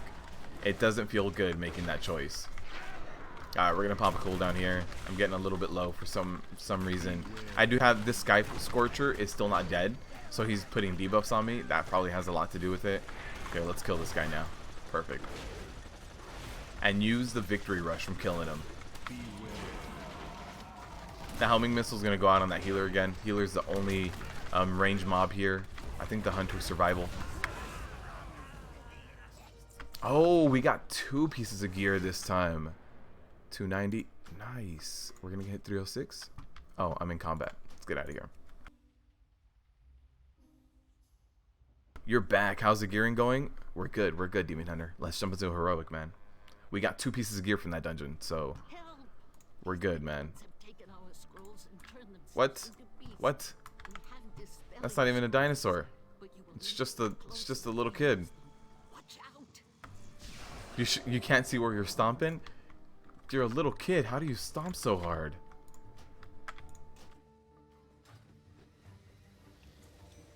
Alright, so I am item level 307. 307. By the way, guys, this whole reforge, so let me show you guys like the reforging of Azurite pieces, right? So also, you see how the Azurite piece, I click it and it takes a while to load up. If you want to skip that, when you right click, oh, actually I don't have a brand new one. When you right click it, just right click it again and it'll skip the animation. Let me see if I can, no, it's just gonna be saved now. Yeah, I can't show you, but okay, let me pick a talent here. Right, so I locked in this talent. So now I want to reforge this. So I go to the Azurite Reforger, which is right next to the transmog guy. If you guys are Horde, in the port, next to the flight path, right? You land in the flight path, you go in here. So you select your Azurite gear, drop it in here, click Reforge. It starts doubling in price every time. So right now it's 5, it goes to 10, from 10 to 20, and then there it is. It's a brand new point. So that's how you reforge your Azurite pieces. If you had, you know, a specific build you were going while leveling up and you wanted to go something different, right next to the transmog guy, right? So up here we have the flight path guy is up here. So after you fly with the flight path guy, you can either jump down or go down the stairs, and here's the transmog guy in Horde area. In the Alliance area, the transmog is in the I think it's called the Trade Winds Market or something like that. One of the houses facing like the port area is where you go for that. All right, we can queue up for heroics. You guys ready for this? We get some extra goodies too. What secondary stats would you prioritize for Prot? Haste Mastery, my friend. Would you take trinkets with flat secondary stats over strength?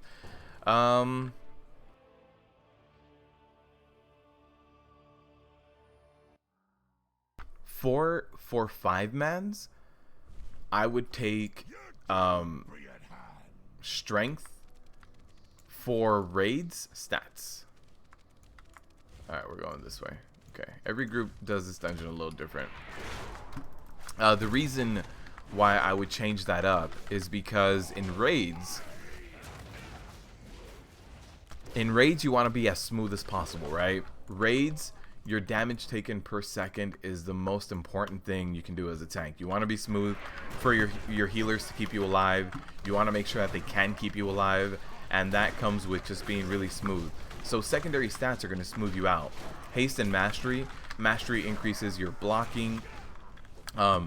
Haste is going to increase your rage generation. So it's a lot of like smoothing you out, and so you want those secondary stats. In Mythic Plus, you can get away with going a more aggressive build, as long as you're rotating your cooldowns every now and then, as long as you're kind of getting things done that way.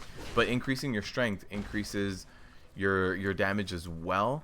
So a lot of times, clearing those trash mobs before they get Grievous rolling on you for 30 seconds, before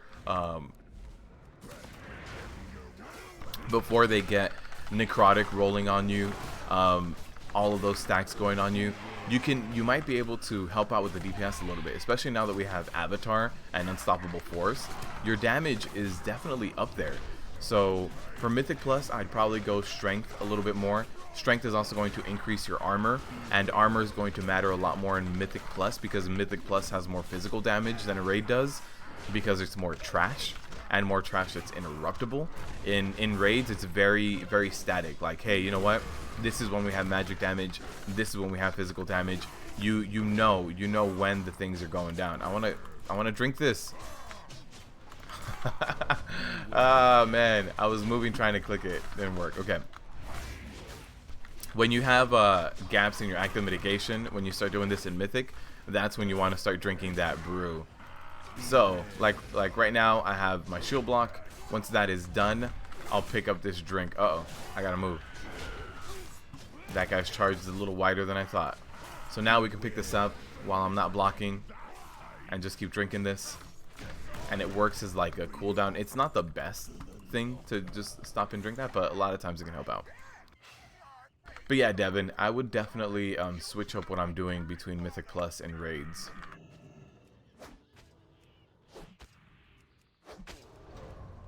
In Raids, what I really like on a trinket is on use. That really helps with Raids. In Mythic Plus, it's still really good if you're running into tyrannical weeks, but it really helps out with Raids, because with Raids, you get like that one big damaging ability, right? It's like, okay, we gotta move in this position, take these many stacks of the debuff, and then I get that really big hit. I need to have a cooldown up. If I don't have a cooldown up, I die, right? So in Raids, you get like these big moments of bursts where it's like, I need to use that cooldown right now and stay alive. So in Raids, an on-use trinket provides a lot for you, because the on-use itself is way stronger than anything just kind of statically. Like like let's say you have a trinket that automatically procs. Let's say it procs for like 200 strength. The on-use equivalent of that same stat will probably be about 500 or something like that, right? You just have a lot more downtime since it is on use. But for a raid, where it's the same dance you do every single time, you know when things are happening. In a raid, you make sure you know, and you use that on-use trinket when you're ready. All right, this is gonna be one of the 3 things that we get here. So let me get ready for this pull.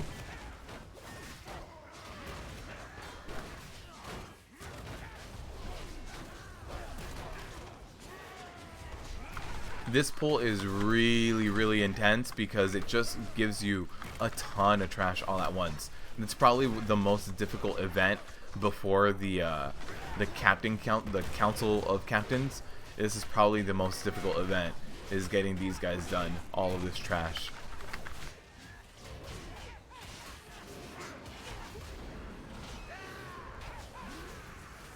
"100% honest opinion, new expansion so far on a scale of 1 to 10.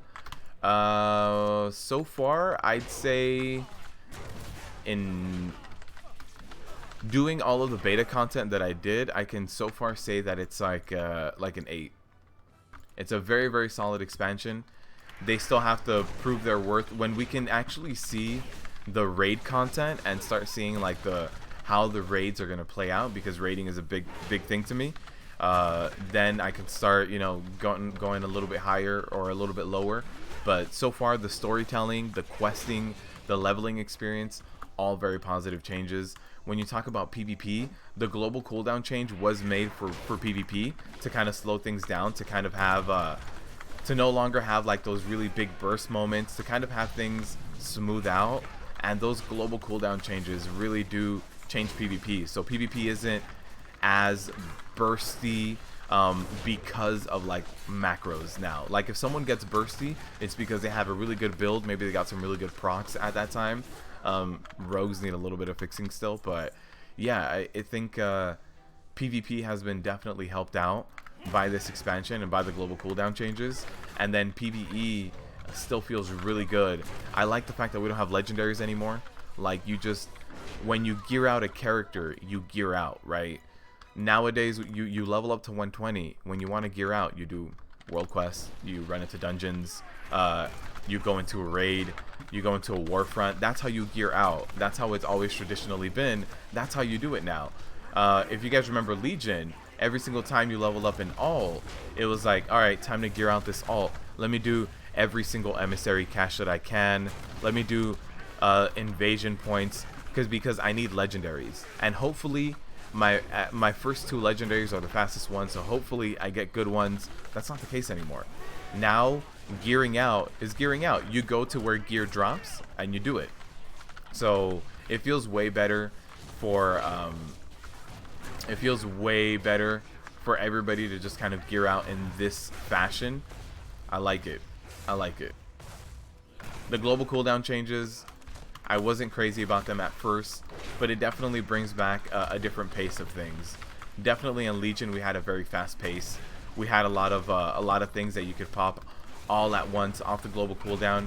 It's not bad. I still think they need a little bit more tuning in terms of all of the classes, but that'll come after the first raid, right? When the first raid comes out, they're gonna start seeing everybody's log data, everything kind of going out. So once that balancing goes out, I think it'll be in a better position.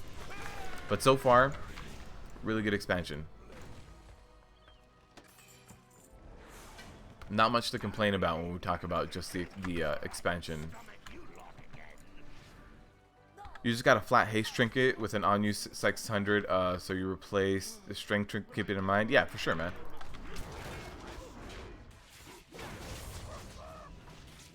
Yeah, the on-use trinkets are really powerful when you use them, but then when they're not up, they lose a lot of that efficiency. But that on-use trinket just comes from the fact that you can save it for the really big pull. You can save it for like, hey, you know what? I know I have an on-use trinket, so let me get these 3 pulls together right here. And you do something like this where you're getting a big pull going, and you're like, that's fine. I have a trinket right now. I can do this. You know. So I definitely see the power in on-use trinkets, and I prefer them in raids, but you can make them work in Mythic Pluses. But yeah, Mythic Pluses trying to get all the trash down really quickly is, too helps out. I'm gonna be missing a lot more streams because you play now. You weren't playing WoW before, Julia?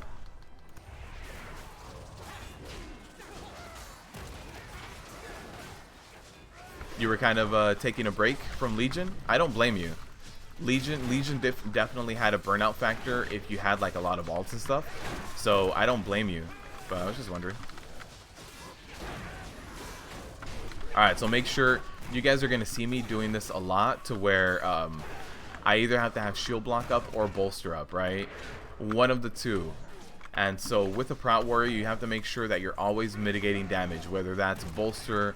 This guy also does a lot of casting, so I can eventually just run away from him. There it is. I can start this event. This event has a lot of RP. So while this guy comes over here, we can start this RP event. Don't hit me anymore. Ah. No, you were playing, but you weren't in the beta. Oh, got you. Yeah. Yeah, for sure, Julia. I appreciate you stopping by. I appreciate the support.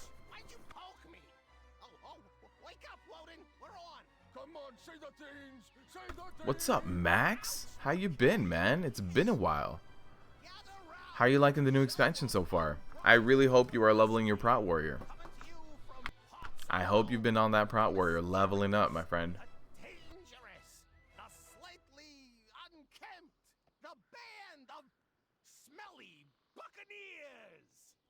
Entering the ring, we have the amazing, the incredible. All right, time for the turtle boss.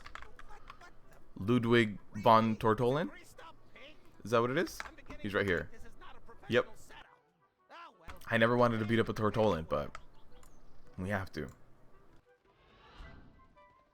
Oh, by the way, guys, I forgot that the pig went first, but something to note with this pig. This pig lands here first. Let me show you guys. It's really annoying when nobody in your team is doing the pig. So the pig lands here first. If you see this whole arena, there's bones on the edges. You see this pile of bones right here? The pig lands here first. So if you stand right here and you're like spam clicking this mound, you will get 1 click on the pig immediately. So just like a random tip for you guys.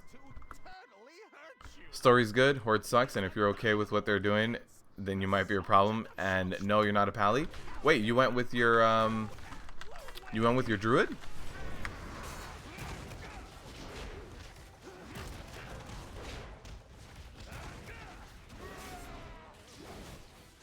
Alright, getting our good old deeps here. It doesn't work as well. The DPS charts on Unstoppable Force don't work as well when it's not AoE, but it's still actually a very big aggro boost. If you guys, can you guys see that? Yeah, right above the chat, you guys see the threat meters. Running Unstoppable Force and getting all those thunderclaps off. Big threat boost. Big threat boost. You're a paladin masterclass. Glad to have you back here, Max. Alright, time for Mr. Sharknado himself. The Shark Puncher. Why is he called the Shark Puncher, you say? Because he punches you with sharks. Oh, that tail freaks out. Oh, man.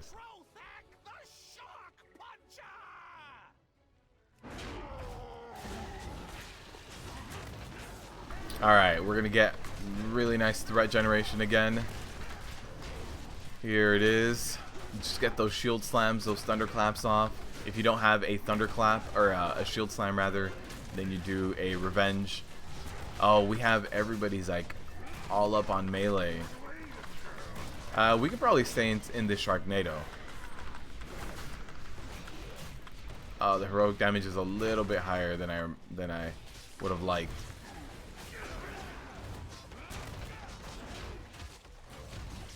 Alright, so popping a cooldown. Gonna stay alive here.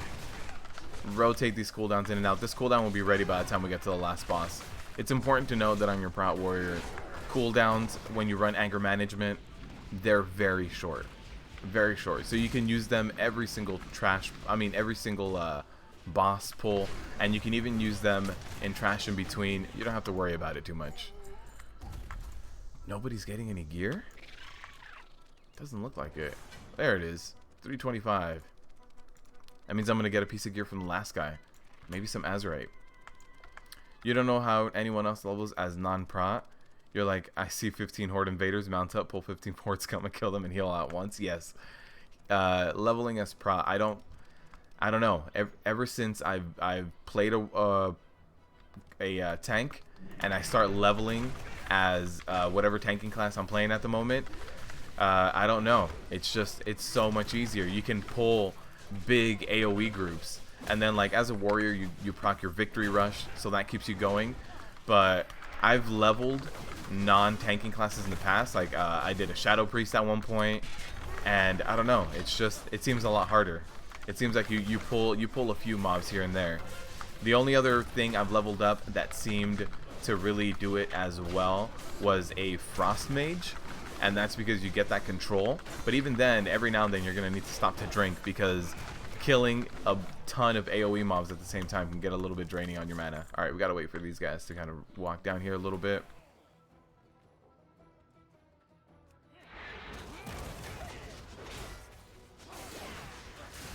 But yeah, leveling as Prot really seems easy to me, because you can pull everything. Sometimes the pulls take a little bit longer, but you normally have some talent points to be able to counteract that and to make up for that DPS.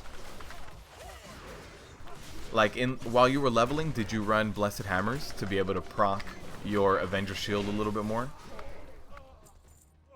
And just get that damage going?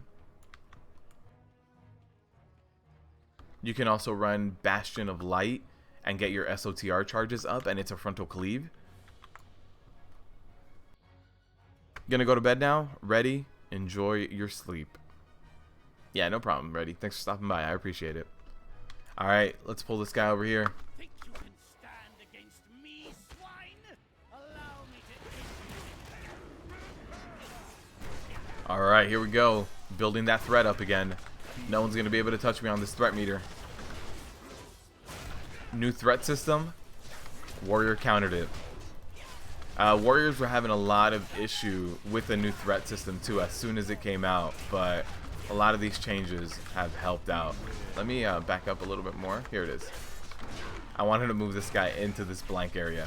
At about 50%, this guy runs around the platform, so hopefully he doesn't pull the trash pack. If he does pull the trash pack, we might be in some trouble. That's gonna blow up on someone here. Uh-oh. Uh-oh. Oof. Alright. I didn't get hit by that. It's a good thing. So I'm gonna be really worried when this guy goes out. Hopefully nobody chases him and body pulls these guys. That's the hope. Oh man. Oh man. Oh man. That was no fun. And there we have the ads. Loaded dice. Right now is a burn phase. Below 30%, this boss takes 100% extra damage. So we got the burn phase right now. Perfect. We didn't give him time to run away. And we got some nice Azurite gear. Very nice. Where is it? I need it. I need it. 325. New helmet. Perfect. Alright, so I was trying to show you guys the cool little tip with the Azurite gear earlier. Let me show you guys again right now. You gotta get some rest. Been up for nearly 24 hours on that grind up to 315. Hey, congrats on the item level. Congrats on 120. And yeah, rest well earned, my friend. And thanks for the kind words, my friend. You got an Azurite chest off a rare that has an effect that every time you kill something, it heals you for 5k. What? What? Do you know what rare dropped this? I want to go see this. Replaced your shield and sword at 118. Made you sad. I think I replaced it at like 116 or something. Alright, so the tip I was going to tell you guys earlier. So we have some Azurite gear here, right? Let me load up this other one that's already loaded in. So this one's gonna have brand new stuff, right? So everything's gonna load. We're gonna get this animation, and for me, it's like I just want to see what talent points. So if you shift right click, you're gonna open up the Azurite traits, and as soon as you shift right click it once, shift right click it a second time, and you cancel the animation. So once, twice. Just, you know, saving you guys 3 seconds at a time. I like this talent point. The demo shot one, I like it. I wonder if they stack up. I don't think so, but we're gonna try it with this gear, because this gear is gonna get replaced anyway. So that was our first heroic. Not bad, honestly. Rare Etten and Storm Song. Oh, I know which one that is. It's like a big ogre guy. Huh. I want to go. I'm gonna write that down.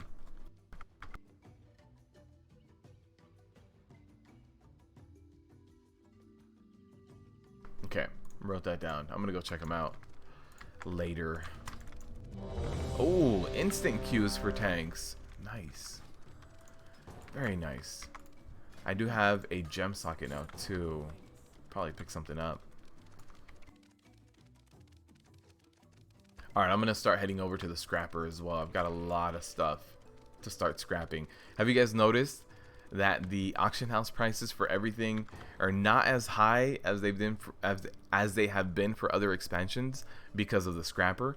Everybody's scrapping their gear, so everybody has ores, linen, any kind of cloth. Like everybody has all of the resources because of the scrapper, so it really helped normalize prices.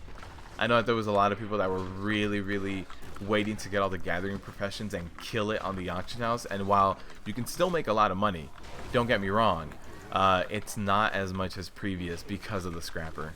That scrapper is cool. I agree. Turns your greens into money. Alright, hold on. I need to... Where's the boss? I know if you run in here too fast, the boss comes up and kills you from... I think we're okay.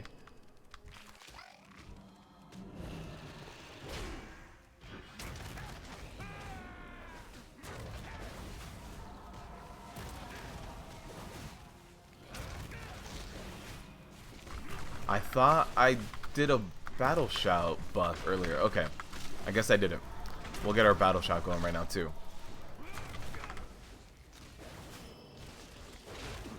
I need to wait for this Crocolis debuff to go away.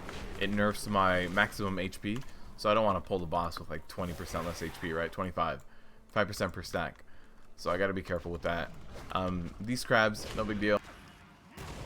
They're just they're higher damage than the ones in EOA because these are elite. So you do have to be careful with the damage going on these crabs. Don't just pull this whole room and expect to live. It's not going to work that way. Blizz removed so much gold from the economy with that scrapper. People aren't selling the greens to vendor now. That's true. They did. But then again, I think that was their goal. I think they just really wanted it so that there aren't people just controlling the whole market, right? people who make 5, 6, 10 million at the beginning of an expansion by just having herbalism and mining. They're like, I'm just gonna go full gathering professions, and I don't have to worry about money ever again. So it was, I think it was their intended goal, and they definitely achieved it. They definitely made it so that everybody can get a little bit of that pie, which at the end of the day I think is good. But then again, I wasn't a big major goblin either that was just making a killing on these gathering professions as soon as the expansion came out. So I'm also part of the people who are unaffected negatively by it. Alright, so since it is heroic, we are going to get a lot more damage going out and stuff like that.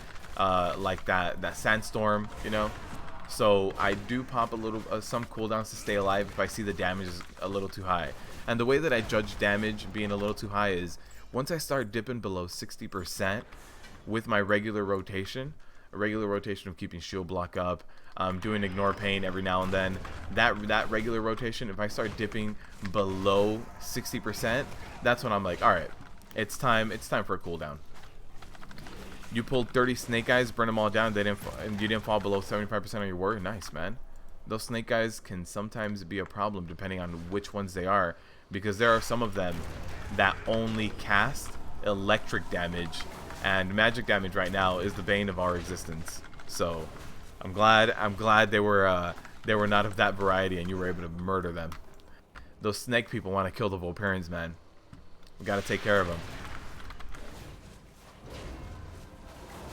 Was nice. You got your fishing over 100. Mining is maxed out. Oh, nice. I haven't done fishing yet, so I wanted to do cooking because I have like a lot of steak and a lot of meat from leveling up. But the beginning of cooking is all via fishing. You need fish to start off cooking.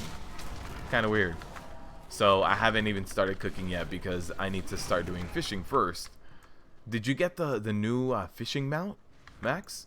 Since you did a lot of fishing apparently to go over 100, that new fishing mount, I've seen screenshots of people getting it, but I actually don't know what it looks like. I need to look at the journal to see what it looks like. The Great Sea Manta Ray or something like that. Catfish take like 5. Oh, that's not bad. 5 catfish per skill point. It's not bad at all. My HP right now is at half of what it was because of these guys. These guys, it seems like they don't do a lot of damage to your tank, but the thing is, they start reducing your tank's HP.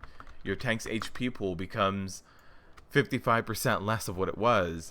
That 1% before starts becoming, 4%. So it's just the damage goes up because it's relative to how much HP you have. Oh, you don't have it yet? Okay. STL, I'm glad you're liking your Prot Warrior, man.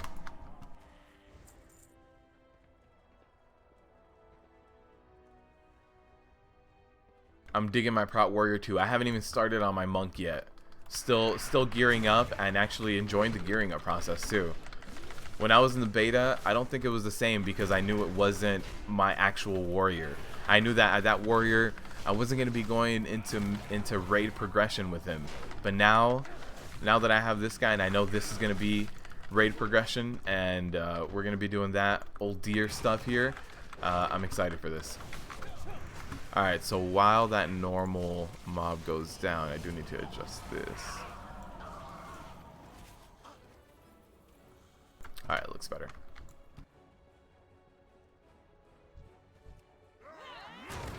Try to get a charge. Target's too close. One thing that I will say about these new dungeons is it seems like the path charging isn't always where it should be. Isn't always kind of fixed. There's still some path errors. It's a lot better than it was in the beta though. But still getting some path errors on charges. You haven't hit 120 yet? You're using autopilot? Yeah, man. You should enjoy the leveling experience. What I can tell you is that it's the storyline is actually really solid. My favorite storyline is Zuldazar. Just by far Zuldazar. I don't want to ruin it for everyone, but Zuldazar has such a really good storyline. The immersion in Zuldazar is amazing too. You really do feel like you're in a forest. Like when you go out to the pyramid, you can see over the whole forest, right? and then you run down there. You go into the forest. The canopy engulfs you. You can hardly see the sky anymore. It's insane. I really like the immersion of that zone. My second favorite one is actually an alliance zone, and that's Drustvar. It's a lot of like classic fantasy, with all of like the witch stuff and the curses and stuff. I really like Drustvar, and then Stormsong. Stormsong has a really big storyline that really pertains to the alliance, this expansion. It pertains to like why you're there, specifically why we even came to Kultiras. So a lot of zones have really good story. I highly suggest paying attention and seeing that story. I think it's definitely worth your time. You didn't quest on Alliance side on beta, so you can enjoy the quest in live. Yeah. Horde story is terrible. Really, I like the Zoldazar quest. It's really good. The Vol'dun quest with the Volpirians, I don't think is that engaging. To be honest with you, it's my least favorite zone in terms of story. For leveling, it was one of those zones that was really dense and really helped out leveling, but I didn't do it. I didn't finish it just because I'm not a fan of the story. Drustvar is amazing, so spooky with all the witches. You love the forest. Yes. I also really like going to every town, and you start noticing the little details, right? You go to some towns and you start doing the questing, and then you see like witch effigies hanging off the trees, and you're like, wait, something's kind of off here. You start seeing the trees, they're all malformed. On the edges of the town, you have like these animals that are also like cursed and just they look like they're rotting, they look like they're possessed, and you're like, what's going on here? And then sure enough, as you start questing and progressing, you start seeing what's actually happening. Something else that happens in Drustvar, if you guys haven't seen, it's really subtle. There are sometimes in some houses there are paintings on the walls that are of like humans, and they have eyes, and if you zoom in, those eyes follow you. Like some Scooby-Doo thing, man. The eyes start following you. So if you rotate your camera to the left, the eyes follow your camera. If you rotate to the right, the eyes follow your camera. It's interesting. It's a lot of little shenanigans going on in Drustvar. Drustvar is creepy AF. Yeah, man. I like it. It reminds me a lot more of like classic fantasy. It's like the first time you ever went to oh god, I can't even remember the name of the area. It's like the first time you went from Westfall over to Moonglade. Is that what it's called? The area right next to it. It's that same exact experience, right? You were used to being in this like wide open prairie of Westfall, questing, a lot of animals, a lot of lively things, and then you head over, and all of a sudden there's a lot of cemeteries. There's this dude crafting an abomination, trying to take over the town and making his abomination go in there and destroy people. And you're like, what? He's desecrating graves. Definitely Drustvar gives me that old fantasy thing that we had with Classic and Vanilla WoW. It's definitely a far cry from like space goats and space aliens and demons from space and drinking the blood of demons, and you know, all of this stuff that was the Burning Legion, that was TBC, that was, you know, all this other stuff. It's all gone. It's a lot more classic fantasy. I like it. Alright, so for this boss fight, oh, actually he's dead. He's dead. For this boss fight, he's dead. Good, we're done. The towns in Drustvar, Vol'dun was boring. Towns were cool. You like the story with the little girl having a tea party? Yeah. Stormsong seems like it had two main storylines, one with the ship, the other with putting out the fires. Yeah. The reason I also really like Stormsong, you get the whole old god thing, and you're like, it's happening. It's happening. Old gods are happening. Il'gynoth was telling us. The priest with the Shadow Priest weapon was telling us.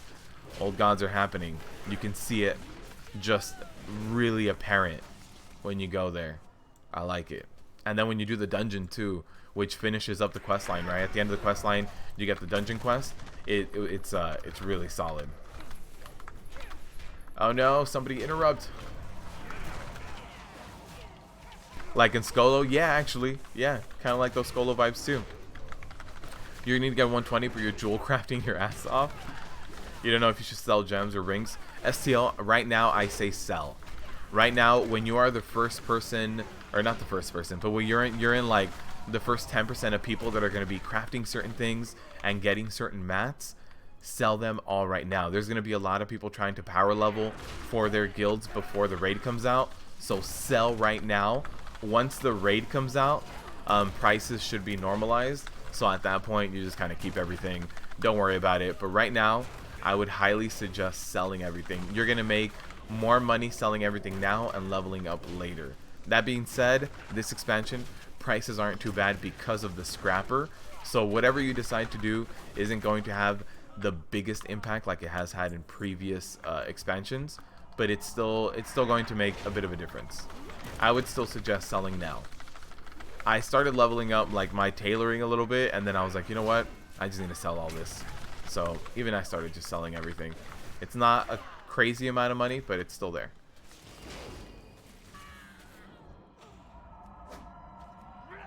Okay, I'm gonna body pull this lady, LOS pull this lady. She's the one that pats around, so if anyone was gonna get pulled, it's her. And so what I can do here, make sure I maintain threats, pull this one like this, and we're good. Ajara based in Stormsong, that was cool. Yeah, I'm also still waiting for the Ajara cinematic. Weren't we supposed to get that when BfA launched? Weren't we supposed to get the Ajara cinematic yesterday? No, 2 days ago? Monday? Wasn't that the plan? We saw. Oh no, they pulled everything. I tried to avoid it. I tried to just get that body pull going. Didn't work.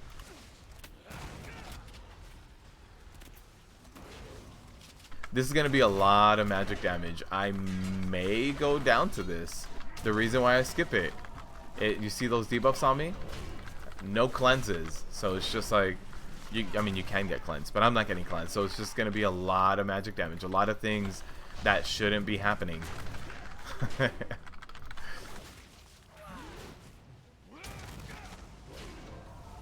Yeah, I also thought Vol'dun was rather boring. To me, Vol'dun was one big escort mission. I still stand by that.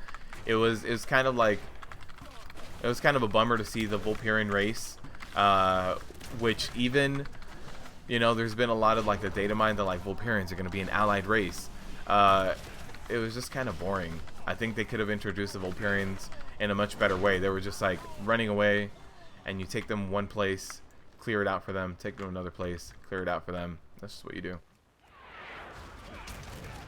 One big escort mission. Alright, somebody got into the cannon. Now in heroic mode, you see that cannon, it's destroying me too.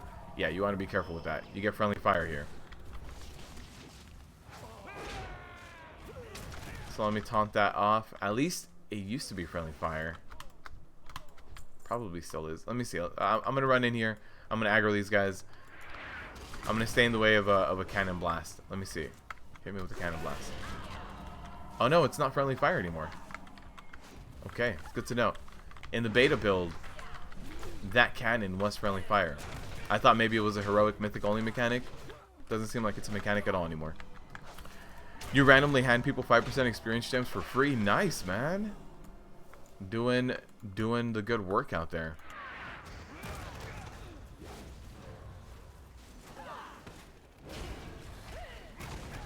Would have gotten away with it too if it wasn't for those meddling kids. I'm telling you, there's a lot of like spooky things going on there.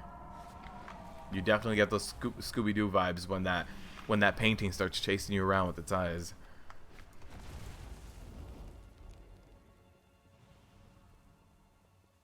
It feels like the old Duskwood. That's what I was thinking of, Duskwood. I can't remember the name of it, but yeah, it was Duskwood. The first time you went from Westfall over to Duskwood, very big change. How am I liking Prot Warrior? S-Pan, so far so good. I mean, again, like, if I was playing DK, DK would be a lot stronger, but I like my Prot Warrior a lot, and they can perform. The first and the most geared tune I had in the beta was my Prot Warrior. Like, you can still do a Prot Warrior. The majority of my raid testing was on a Prot Warrior. Prot Warrior is fine. You just need to know what you're doing. Kind of like in Legion. Like in Legion, if you played a Prot Warrior through Nighthold, if you were new to a Prot Warrior, it was probably an uphill struggle for you You were probably having a lot of issues staying alive on like Croesus, Star Augur, maybe even Tichondrius. But if you love your Prot Warrior, if you play your Prot Warrior a lot, then yeah, it's gonna be okay. We're not the best tank, but we are by no means unplayable. We're by no means like dead when it comes to any kind of progression content.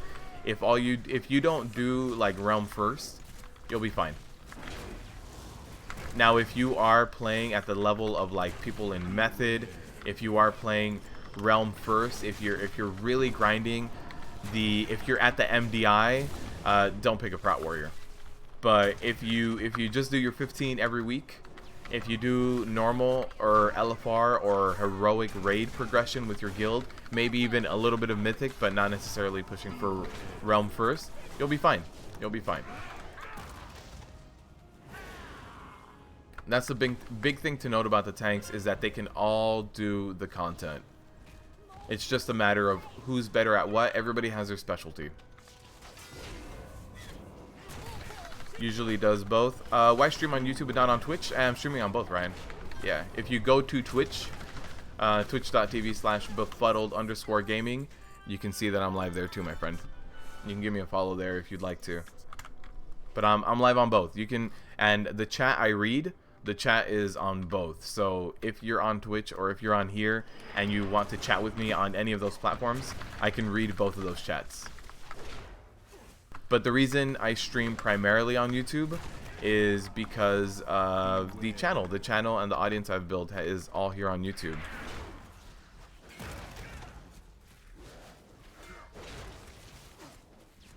The last boss eats people's faces in beta. Oh, yeah. Yeah. This last boss, yeah. On Heroic and Mythic, and we are doing Heroic. It's, yeah, it's definitely one of those bosses is going to be a problem. I hope my healer doesn't die, because my healer is going to be targeted by the knockback effect, you know, just doing all sorts of things. Thanks for the sub, SPANR, I appreciate it. Hope you're enjoying the content. But yeah, it's, this boss is definitely a difficult one. You get the Ajar cinematic at the end of Storm Song's second. Oh. Why hasn't Blizzard put it up on their YouTube channel yet? What about all of the Hordes, Max? Have you ever considered what if the Hordes get sad that they're not getting the cinematic? I want to see it. Beware.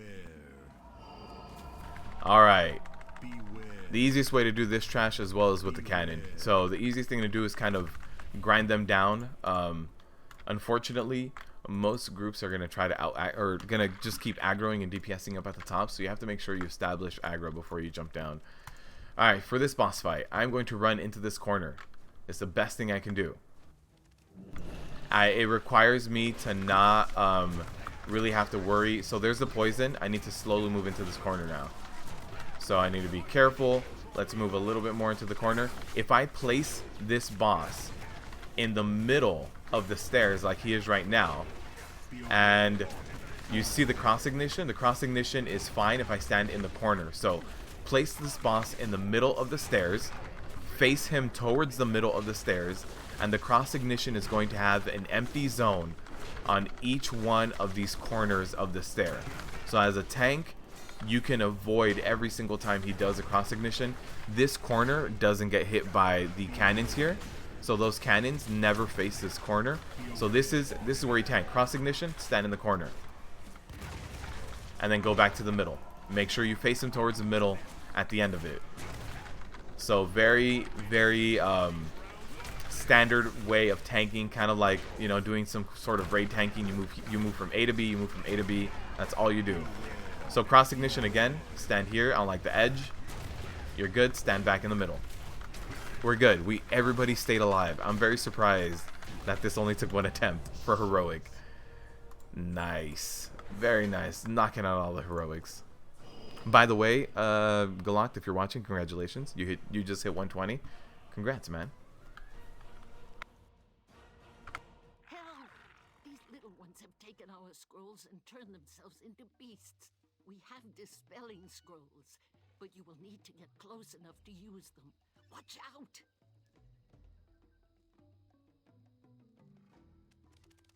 Outlaw Rogue, man, this is so good. What makes Prot Warrior so much weaker than others? Prot Warrior doesn't have a lot of magic damage mitigation. The magic damage mitigation is like via your cooldowns, like Demoralizing Shout, Shield Wall. Last Stand can be considered one if you just consider the fact that it increases your HP, so you can soak up more damage. Doesn't really mitigate anything. Spell Reflect is now only 20%. Gotten nerfed from Legion. I believe in Legion it was baseline 30%, and then with the weapon 50.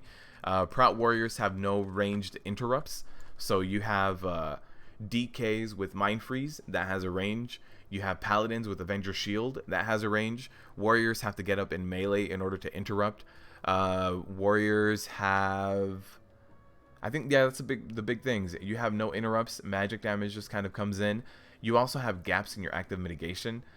There's plenty of tanks that have gaps in their active mitigation, like a Demon Hunter as well, and they suffer because of it. So while your block is up, you're amazing. You know, while you can block, you're really, really strong. Your block is doing tons of blocking. But when your block is down, you're going to have a lot of times when it is down. That's when you can start getting hit by a lot of things. Right now, the baseline survivability for a warrior is kind of clunky because part of it is on the global cooldown. Ignore Pain is on the global, so if you want to throw on a shield block and you want to throw an Ignore Pain, that's going to cost you a global. What that means is that in that global you could have been generating threat, like on other classes, that passive active mitigation that you have is built in and not part of a global cooldown. So with warriors being part of that global, you're going to be generating a little bit less threat. Sometimes you have to make a choice whether you want to thunderclap and make sure you pick up everything, or whether you want to throw an Ignore Pain out and survive. So the choices sometimes aren't the best. You know, it's a lot of those little things. I feel like the builds aren't as diverse either. Like in this first build, running into the fray is going to be the best. Punish, arguable that you can do it in a raid group, but getting 5 stacks of Into the Fray is still going to outdo Punish. Impending Victory, I wish this was baseline, to be completely honest. This second row, you're probably going to pick up Bounding Stride. You might pick up Crackling Thunder for some mythic pluses or for some boss fights with a ton of adds that are aggroable, but even then, Bounding Stride can help you get there faster. Safeguard, you're probably not going to pick up. You can, and you can kind of help your co-tank, but when you intercept your co-tank in a raid, sometimes you take their stacks. You don't want that. This third row, Best Serve Cold is going to be okay for passive damage, but Unstoppable Force is really, really good. Dragon Roar is good as well for like snap aggro and for snaring. So when we have necrotic weeks, bolstering weeks, raging weeks, Dragon Roar is going to really help out, so you can throw out your own snares. Unstoppable Force is just going to really eke out, but like the choices and the talent points I feel are limited. Anger Management is way better than HR and Ravager. I feel like we need other choices here. This third row, it's okay. If they gave Devastator passive rage again, like I had in Legion, you can have more of a competition here. This one's fine. Row 75 is fine. Row 60, Bolster's way better. So like there are other tanks that offer completely different builds. Paladins have a really, really diverse build kit. Monks have decent choices. I just feel like Prot Warriors have a little bit less than most other tanks in most areas. Not a whole lot less, not enough to make you slash delete your warrior and go re-roll, but it's just little things in every area that's a little bit lower.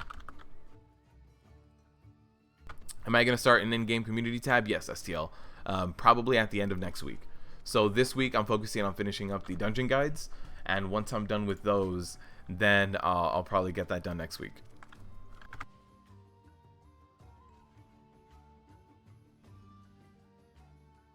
You like Prot Warrior and Paladin as a tank because they feel like the best tanks to me. Yeah, I like having a shield.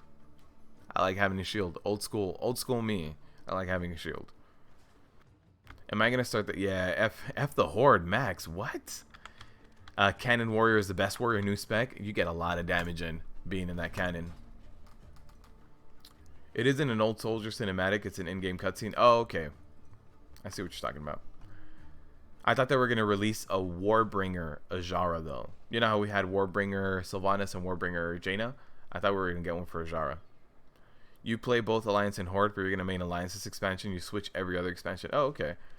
Do you have a guild going into it?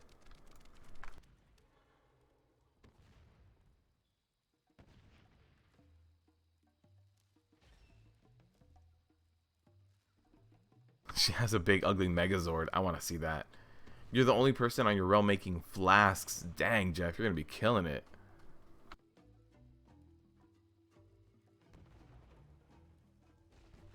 Give me shield. Oh, also, if you play a Prot warrior or a Prot paladin, shields are huge upgrades. Amazing, amazing upgrades, because every shield has increased block value, and block value matters in terms of like how much damage you're mitigating. So if you play a paladin or a warrior, if you want to be sturdier and have the biggest impact on your gear you can have with one piece of gear, run dungeons that have shields, and those shield upgrades are going to be amazing for you. They are, like, if we talk about how much each one slot matters, like if you get gloves, if you get a weapon, if you get a helmet, whatever, your shield is going to be the best upgrade you can get, besides maybe an Azerite trait that can be really powerful for you. So definitely recommend getting shield upgrades and running those shield dungeons. They're working on a bad lumping skin Warbringer. I hope not. The shield makes it feel like a tank, and a warrior just smacks that hard. Yes, he does. Your tune is on high, Joel. So alright, let's get a stun out. Perfect. So now let's get our deeps going. Let me interrupt that guy. I can only interrupt one guy, so hopefully that's enough for our group. Nobody interrupted the other guy, so somebody got frozen. It's just the way the cookie crumbles sometimes. Everyone you know left the server. You know why they left Hydro, right? Everybody left Hydro because they know that Sylvanas is going to go burn the Hydro tree next. That's why they all left. They're like, you know what? She is going to burn up every tree. Hydro's next. Let's get out of here, guys. Everybody leave. This is just a server. It's not the actual tree. No, we're leaving. I don't care. We're all leaving. Interrupt that inhaling vapors if you can. If you do run a Blood Elf, you can get rid of that.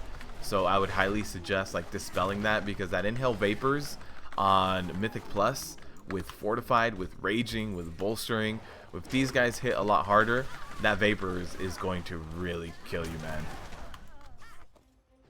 You're still on Pernhold? You've been a dead server since way back? We've been a dead server for years.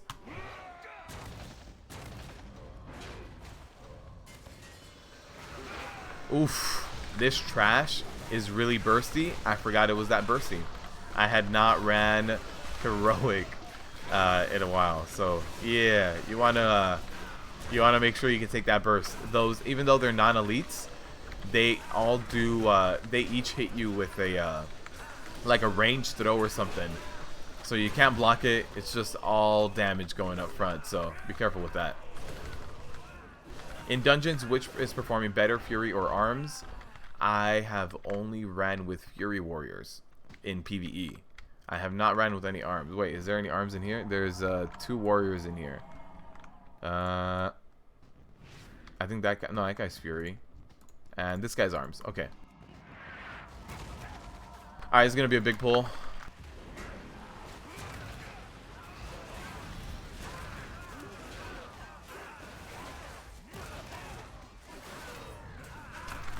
So one of these guys, I'll let you know which one is which right now, because this is going to be the first time that I have like a direct comparison. And since we are running heroic, these guys are both going to have at least 305 gear. So they've been playing a lot since expansion launched. There's no like item level scaling or level, or just plain level scaling. So we have Iluk, the guy who's topping the meters right now, is Arms. So yeah, that's something good to know. Also, you see this guy right here, this guy's gonna cast, this rogue right here, the assassin is gonna be casting something. I feared it. I forget what it's called. But he casts something that he starts spinning and starts destroying everyone. You want to stun that.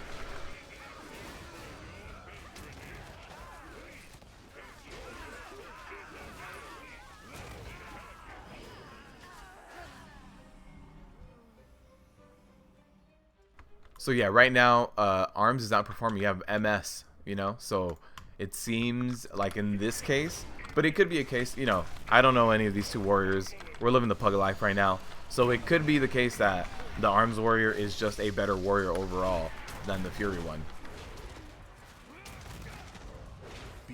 But I don't see very many Arms warriors this expansion, or not yet. Throwing coins, move away, move away. So in Heroic and Mythic mode, you want to move the boss 15 yards away from the closest gold pile, because the boss will absorb those gold piles and will be get a permanent buff for the rest of the fight that he increases his damage by 10% per coin pile he absorbs. So 15 yards. I could probably be a little bit closer, to be honest with you. I don't want to move him too much right now because I just... actually, no one's going to get this bomb, so I have to. No! Get the bomb! Uh-oh, somebody missed the bombs. Somebody missed the bomb. Oh! Did you see that? That druid needs to be in the next World Cup, man, with that bomb kick he did. That was actually pretty cool. I like that. Pretty damn cool there. You hate tanking this dungeon because it always seems like you need to pull all the trash packs? Yeah, Jeff, I agree. This is the new Seat of the Triumvirate. We were talking about it earlier. This is the dungeon where everybody's going to be body pulling everything. Everything. Alright, so I want to target the Earth Shapers. That Rock Lance, it's going to murder me. So as a tank, make sure you interrupt Rock Lance as much as possible because your group probably won't be doing it for you, my friends. So the Earth Shapers in this trash, they can one-shot you if you're not careful. If you don't have any active mitigation up, if you're maybe a little bit low because you're taking damage from the other mobs here, easily one-shot.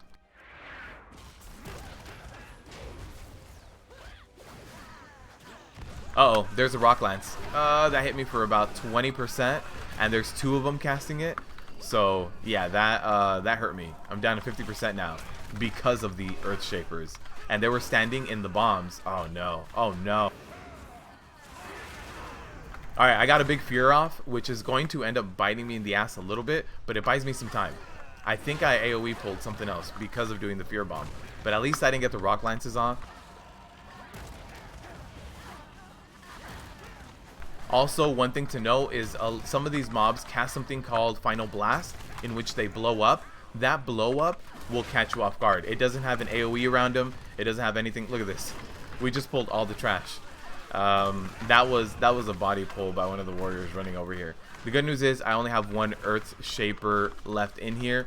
There was the interrupt for the Rock Lance, and I'm good now. Just a bunch of sappers. When the sappers die, they throw a bunch of bombs on the ground. No big deal. The sappers are also, look at that, Final Blast. That's going to be a big AoE explosion around them. So make sure you avoid the Final Blast. Make sure you interrupt Rock Lance. Those are the two big things. If you get caught by any of them, you can go down really quickly. Let's see. There's an Earth Shaper here. Yep. So I want to keep targeting this Earth Shaper. There's an Earth Shield. I'm not too worried about Earth Shield. Rock Lance. There's a Rock Lance. So let him waste time casting. Interrupt it. We had a bomb underneath it, so I don't want to just wait till the last second. There's a Final Blast going off over there in the corner. Somebody's gonna get hit by that.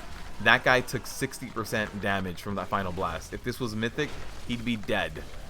He'd be dead. So be very careful with that. People were buying your gems as you put them in. Yeah, yesterday I didn't put anything in the first day. But yesterday I finally started putting a lot of the stuff I've been scrapping in the auction house. And a lot of the stuff was selling as I was putting it in. Alright, so the other guy's over there doing his thing. Tectonic Barrier. So if you do run that Blood Elf, that Tectonic Barrier is going to be that magic effect that you can undo with your new and improved I can't even say new and improved without laughing. Your new racial ability. So let me get a fear bomb going here because of that AoE cast. I had 2 people casting it, so just making sure I interrupt everything. You want to be very careful when you use your oh, this is gonna be, by the way, this pull really hurts, so let's okay, let's go. I pop shield wall as I run into this pull. This pull also has 2 earth shapers. See that rock lance going out? Caught him in a devastator. I just don't want that to go out, so now I'm gonna target the other earth shaper who has rock lance off of cooldown. You need to do a lot of micromanaging. Unfortunately, there's a rock lance going out on this guy. Let's interrupt one of them. The other one's gonna go out. I'm gonna spell reflect. Okay, we're good. We were able to spell reflect the other one. Now this is just a lot of kiting with these guys because these sappers are just dumb how much they do. All right, for this guy, since we are in heroic mode, we can't just all stack up because the boss does have a frontal cleave. So I am going to want to manage these ads a little bit, right? The boss has to be facing away from everyone. Let's go.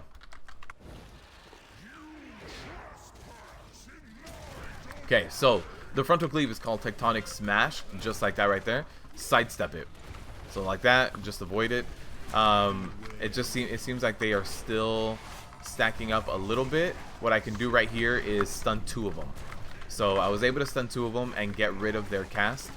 Here's gonna be the first infusion. Luckily it's on a really low HP person already. I'm gonna move this way. My group keeps moving around me, so it's hard to gauge where to put the frontal cone. Unfortunately, I guess some of them are gonna be getting hit by it because they're all moving all around in circles. So there it is. Azurite infusion. That's gonna break the CC on that last Earth Rager there, and then have him chase someone. At this point, no big deal. We can just kind of let him do his own thing. He's gonna start casting the AoE in a corner there. As long as you're not within that AoE, you know, no damage taken. Just nuke the boss. Move away from the frontal cone. You're good. Truggles has been herb miner since vanilla. Nice and easy 15k. Nice, man. Nice and easy. Slow and steady money. Okay. So I prefer going this direction. So I'm going to go ahead and just mark this so everybody knows. So let's go this direction, guys. Come on, everybody. All at once. The only downfall with this direction is I think like some of these little rat guys, by the way, that blowtorch really hurts, so try to interrupt it as soon as possible. But a lot of these little rat guys, the test subjects, I think one of them ends up going underneath the ground. You end up staying in combat for the rest of the dungeon, but it's not too bad. The rest of the dungeon is not too much more, so that's the only downfall of going this direction. But now that you're in combat, you're staying in combat. So if you are running like Grievous, maybe not go this direction, but this direction makes it so that your group has less of a chance of just doing a lot of really big body pulls because you do have your back to a wall, so it's harder for them to just run into things. So that's why I like this pathing. But if you have a good group and if you have Grievous especially, your healer is going to need to drink, so you're going to want to go out into the road and through the middle, through this middle area here.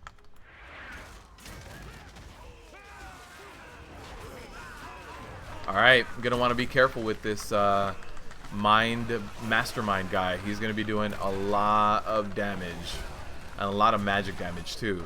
So I pop my avatar, increase my rage generation. I'm going to be casting Ignore Pain as soon as I get enough rage for it. Also, I want it to kind of go away first. So like right now it just went away. Let me cast my Ignore Pain again.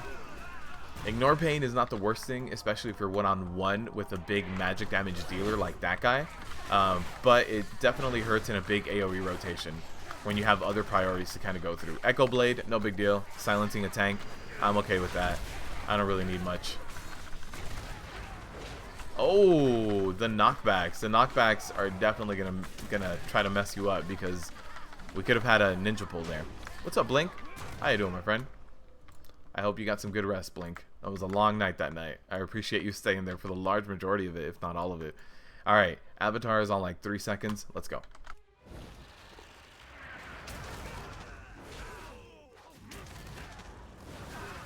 Let's get a stun going. We do have the energy lash going out. So along with Avatar, again, ignore pain. This is when I want to maximize that ignore pain. So I'm going to do another ignore pain, another thunderclap. I get one more thunderclap as part of the Avatar. And now it's just more energy lash. So now it's just more surviving this. I'm going to pop my demo shout now that I don't have Avatar. Just always have something going, right?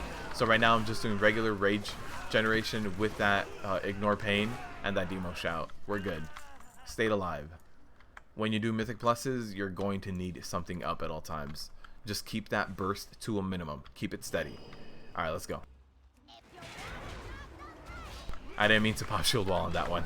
Whoops. Did I pass out right away? Blink. After I ended the stream, I actually took a shower and had a little snack. Another little snack just before going to sleep. But yeah, it was shower, just a snack, and then yeah, sleep. As soon as I hit the bed though, it was immediate sleep. It was about, I think I slept for about 6 hours. What? You wage quit? I get it. I get it. So in heroic and mythic mode, you have these pipes that are like steaming out here, and these pipes are going to drop azurite all over the battlefield. So if you start looking around, you're gonna see some of them light up. And I haven't. There it is. This one lit up. Azurite's gonna spill in a line in front of it. So just get out of that line. You're gonna see it just like that. If you start running out of space, like on a tyrannical week, what you want to do is bait out her blast. And the way you do that is you stand.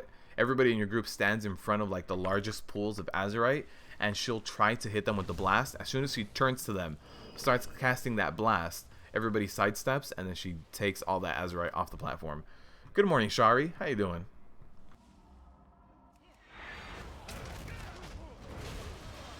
So again, the technician here should be going down right away. The machine looks a lot more menacing, but the technician needs to go down. Overcharge, the repair needs to be stunned, and overcharge needs to be interrupted. So that's the way you knock out that guy, and it's a big deal because he can keep this war machine going the whole time and enrage it. So it's got to be careful there.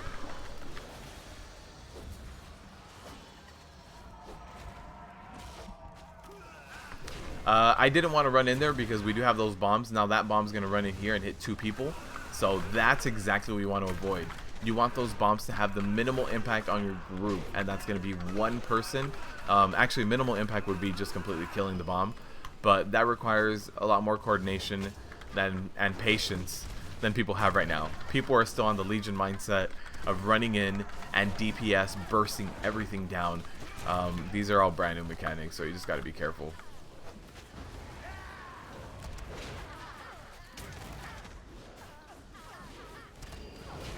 So the way to avoid this as well is you can avoid all these bombs by going into the middle right here, right? So if you go right here, no bombs. They all decided to run a different way. That's okay. That's okay. That's fine. We have I don't know which warrior it is. I think it's the arms warrior. Kind of doing his own thing. Oh man, there it is. Hey guys. Hey guys, you didn't want to keep pulling the other direction? I find this direction easier. It has less bombs, and the bombs are just a really big impact on your healer. Look at that. That bomb was going to hit that warrior. Had to get away from him. A lot of these bombs you can actually avoid. Like, we're still getting them. People are getting too close. But most of these bombs in this direction you can avoid. Like, these next bombs that are right in front of me, you don't need any of them. You can avoid all of them. So let me show you guys. If you hug this wall right here, you avoid that. You run right through the middle. Bomb avoided. You can pull these 2 guys right to where you are right now. Look at that. Those 2 bombs weren't necessary. Now this warrior is going to come in for melee damage. So, oh no, he went away. Okay, perfect. A good pun is its own reword. Oh man. Good and pun in the same sentence? What? What's up, Mojo? Welcome back, man. Welcome back. Hope you got your chores done. That bomb also not needing to be activated. So now we're gonna have the second worst pull in this dungeon. All right, here it is. Oh, it's the Fury Warrior that's pulling.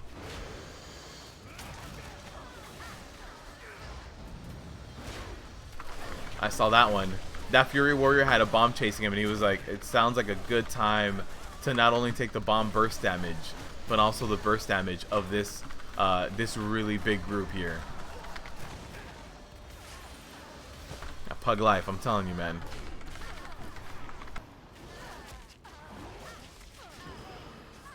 Make hay while the sun shines. What? Crazy how prices drop. Launch day peeps are asking 1 mil plus for the Insightful Rubelite. Yeah. You should if I wasn't trying to just hit max level the first day, I definitely would have just been vendoring everything. Just scrapping everything I could have and just putting everything in the auction house or the trade chat. Like kind of saying, hey, I'm doing everything a little bit cheaper. I'm 20% cheaper than the auction house. So with this Gatling gun, it goes around. He goes around in one full circle. So if you do get caught out like I did there, what you want to do is actually run through it so you only get hit once. Now we do have the boom buzz. I'm in a safe spot here. Here we have the ads. One over there, one behind me. Want to pick these up. You want to nuke these as quickly as possible. These guys do a lot of magic damage debuffs on your tank and actually on everyone. So you just want to make it go as soon as possible. That's going to be the boss. Luckily, both of the rockets were close enough to where I can just get them both in one lead. So the reason why we were able to push that second phase was just because of the rocket positioning.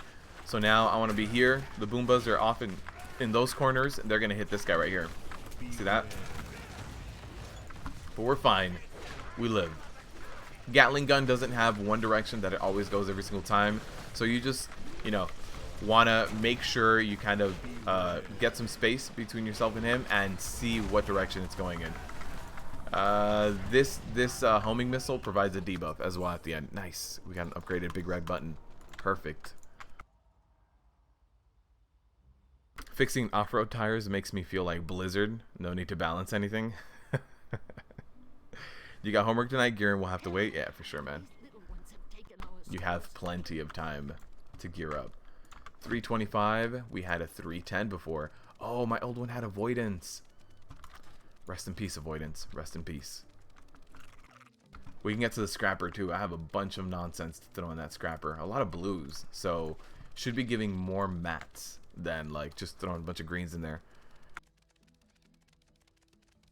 You don't think many people paid 1 mil? If you look at the Undermine journal, you can see purchases, can't you? After 2 days of playing, it's nice to sit back and watch you. Thanks. I appreciate it. Have you gotten to the Mythic Zero grind yet? We're at 310. So we started today at 304. Gotten 6 item levels in this stream. We're going to get more. Let me just get to the scrapper.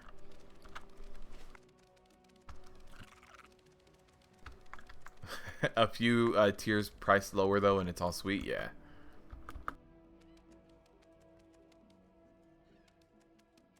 Shari, you've been grinding hard at that 120.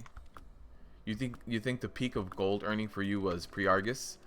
Peak of gold earning for me was Nighthold. As soon as Nighthold came out, I was one of the first people in my realm to get the new mount, the blacksmithing mount, and I also had not used any bloods beforehand. So I was able to craft about 10 Fell Core mounts, Fell Core Hound mounts as soon as I got the recipe. And being one of the first ones being able to craft that and being able to craft so many of them definitely was a good time for me and my gold stash. It's actually the main reason why we were able to do a lot of the token giveaways back in those days. Alright. A little bit more, and what I want to do here is equip this chest piece before, get the appearance, and then scrap it. Double dip on that. Oh, what do we get from these things? Augment runes. Very nice. The new augment rune. The new augment rune is strength 60 per hour. The old one is 15. That's a big change. And as soon as I sell this stuff, we'll queue back up. You are never going to find a better deal.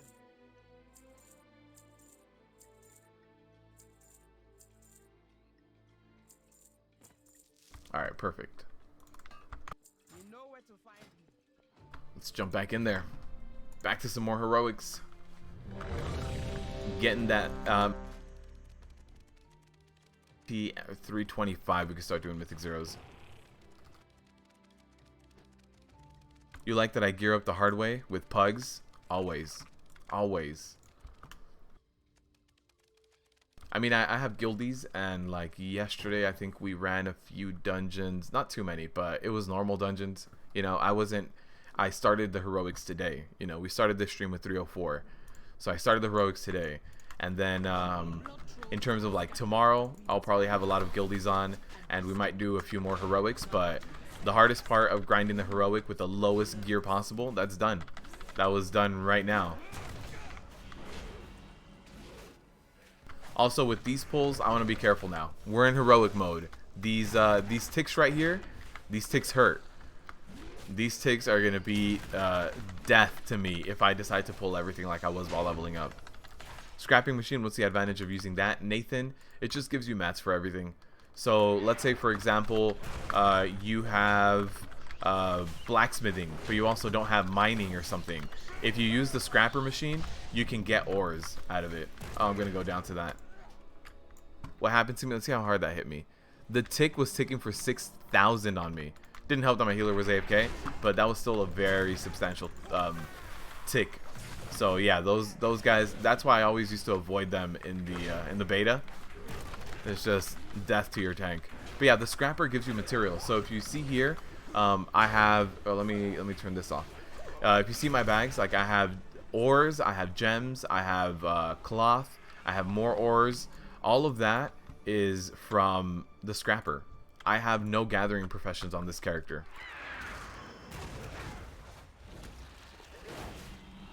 So using the scrapper, if your greens are selling well, then you can go ahead and sell them by all means. But if you kind of like post things on the auction house and they're just not selling, or you don't have to, or if you don't want to worry about setting up like TSM groups and getting the best price, then just use the scrapper. The scrapper will definitely help you out. Yeah, nope. Yeah, it is pretty neat. It's balancing the market as well. So gathering professions aren't absolutely 100% killing it on every single thing that is gathering, you know? One thing to note here is when you start doing mythic, there might be additional these matrons in one of the areas, whether it's left or right. I think it changes. So just keep an eye out whether you want to go left or right. I'm very used to going left because in the beta, the matrons were always on the right hand side, but you don't want this pull over to my left. You don't want that pull with like 2 extra matrons. Matrons cast a war cry that increases damage done from everybody around them by 50%. So you want to minimize the impact of these matrons. This dungeon also just, you know, has a tendency of hurting a lot. And my healer's doing fine. Like, you guys see me getting chunked down. My healer's doing 10k HPS. 10k is above average at this point. Average, I would say, is 7k HPS. So my healer's doing just fine. It's just the amount of damage going out.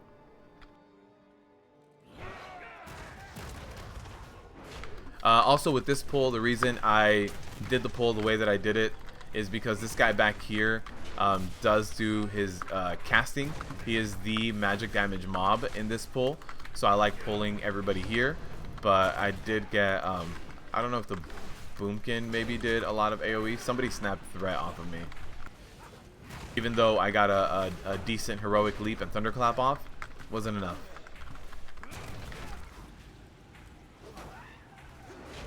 Felor was selling for 28k a stack at some points. Your alts were parked. Nice. Dang. Oof. Oh no. A lot of people went down to that. Dark Omen. Wait, why is this guy Blessing of Gahun? Oh, the Blessing of Gahun is cast by like this one right here. The Blood Priest. Makes him immune to death. Good to know. Alright, time for this boss. This boss in Heroic does Sanguine Feast or something like that. You basically, when this boss blinks and comes out somewhere else, don't chase it. You'll get a debuff. Alright, let's go. So I'm going to let that cast bar go through on the first one. It is a lot of damage. You guys see the damage I took? Let's interrupt this one. But you see that blink, Sanguine Feast? I don't want that debuff. So I don't chase down this boss. This boss is straight up magic damage too, so that's good to know. Creeping Rot is the one damage you can avoid. Here's the Blood Bolt going out on me on 2 of them. So wanted to keep that interrupted. There's the Sanguine Feast on the additional add. Don't run to it. That's the big difference between normal and heroic. Then you still get that creeping rot that kind of goes out on people. That one you can just kind of avoid it. But that blink, let me show you guys the debuff. Is it? Oh, I think he cleansed himself. But I wanted to show you the debuff. It's just not something that you want. If you can avoid the damage, might as well. Whoops, my bad. Happens when you tab into OBS to look at things. You move things. I thought it was my game. I was like, all right, time to move this. All right, so let's go right. Let's skip this.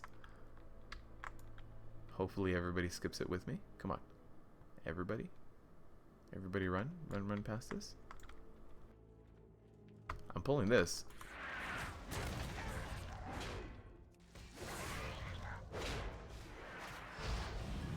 And the reason why I want to skip all that is these ticks are just going to be the death of me. And these blood swarmers, they don't have threat. They bounce around, they chase someone. But at the same time, even though they don't have threat, they don't do that much damage. Even if they're chasing you, they're going to try to like interrupt you and stuff. But way better than a guaranteed death on your tank.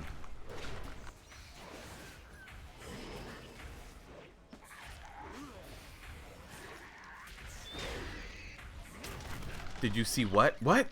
What did I see? No, I'm just explaining a lot of the dungeon mechanics now, and especially since we're in heroic, most of the boss and the dungeon mechanics that are in heroic are also present in mythic. They just hit a lot harder. The big difference, the big jump is between normal and heroic. What item level am I, Joker? I am item level 310. We just started doing heroics right now. Item level 310. So we'll be doing we will be doing mythic zeros on Friday. I will get geared up enough by then. Ideally I would like a 325, but even with 320 we can get it done. Decaying Mind, let me interrupt that. So these guys right here, the Decaying Mind is a big debuff that goes out on someone, stuns them, and puts a healing absorb on them. Uh-oh, lag. Uh-oh, uh-oh, uh-oh. Can you guys hear me? No, the stream seems fine. Stream quality doesn't seem to dip at all, so it's not me. Definitely the server is still having some issues here.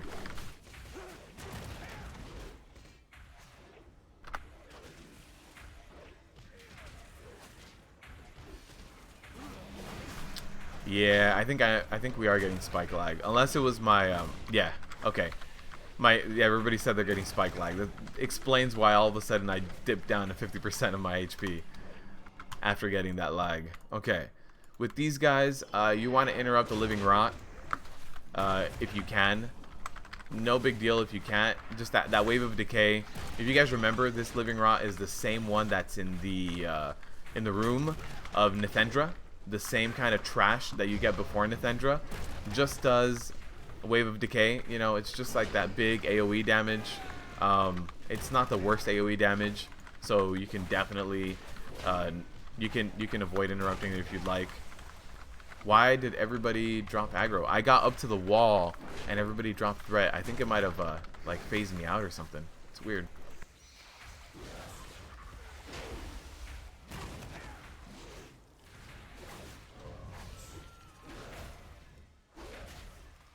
Did your DPS get nerfed at all? No. No, not at all. If I pop Avatar, I can go back up there.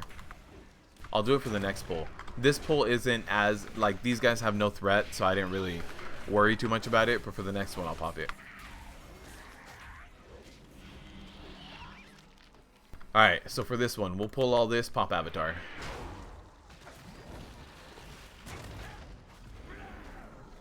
Alright, let's get some of that damage going. Wave of decay going out. There's all the damage. Look at that damage. Look at those damage meters. Prot warrior up at the top. There's the rotten bite cast. I want to avoid that, just sidestep it. But yeah, no, the damage for Prot warrior is still really high up there. I'm just choosing when to pump avatar because it helps me eliminate some of this trash faster, and some of the trash is a little bit more deadly.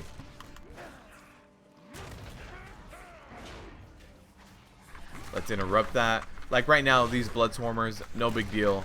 I can just let them kind of bounce around. They have no threat. They start chasing people. So again, I don't have to worry too much about it. Popping avatar and getting all those thunderclaps in.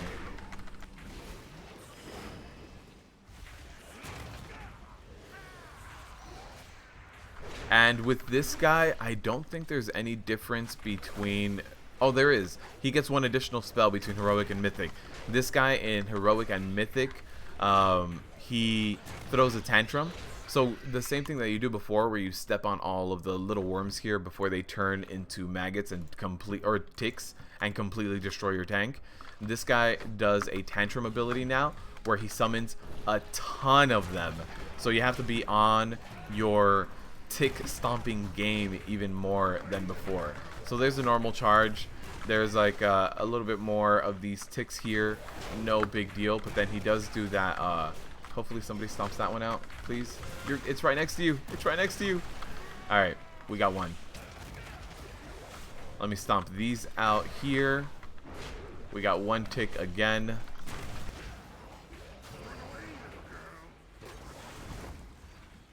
So here's a bunch more of them. Thank you. There it is. Stomping all of them out.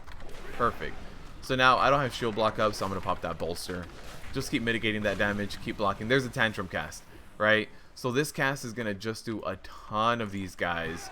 And at this point, he, keeps running around everywhere. They're very spread out. You have to be careful not to body pull all the stuff you didn't pull before. But look at that.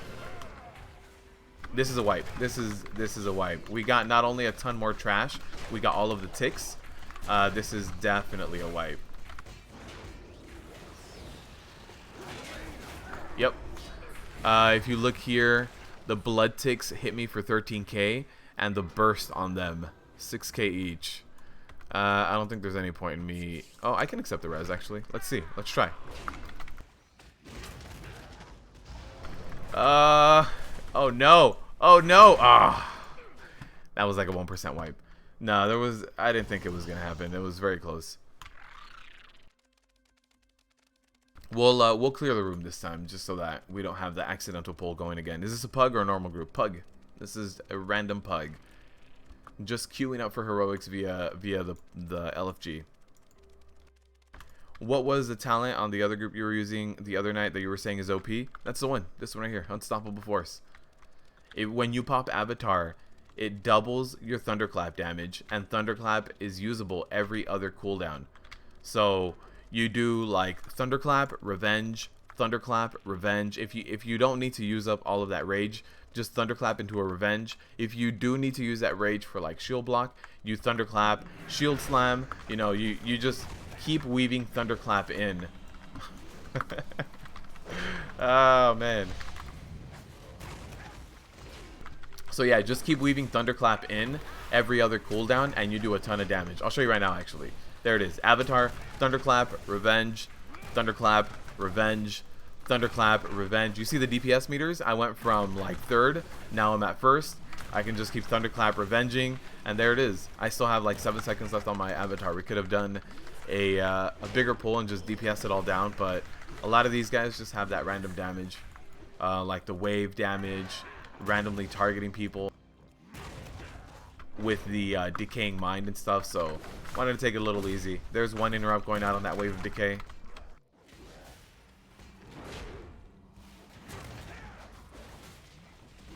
What party frames am I using? The party frames I'm using are Grid 2. The Grid 2 add-on. The unit frames I'm using up here at the top, those are Z-Pearl. And yeah, the party frames over here on the left, those are Grid 2.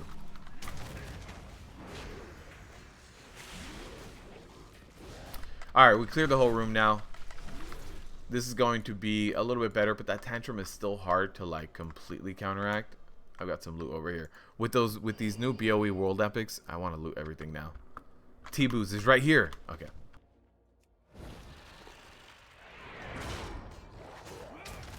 So again, I popped Avatar here. So Thunderclap every other cooldown. It's not going to be as much damage because I only have one guy, but it's still a nice damage increase and a threat increase for sure. Doubling your Thunderclap damage, and Thunderclap already has really good threat multipliers. It's just going to be really good threat generation for you. Okay, I have some ticks on me here because we didn't get to stomp out all of them. So I'm going to be careful here. Definitely these ticks right here I want to take out, but I didn't want to run into that charge. Everybody in your group needs to be on the same page when it comes to stomping out ticks, or you get randomly 2, 3, 4, 5 here and there. So you need to be very vigilant when you start popping ticks.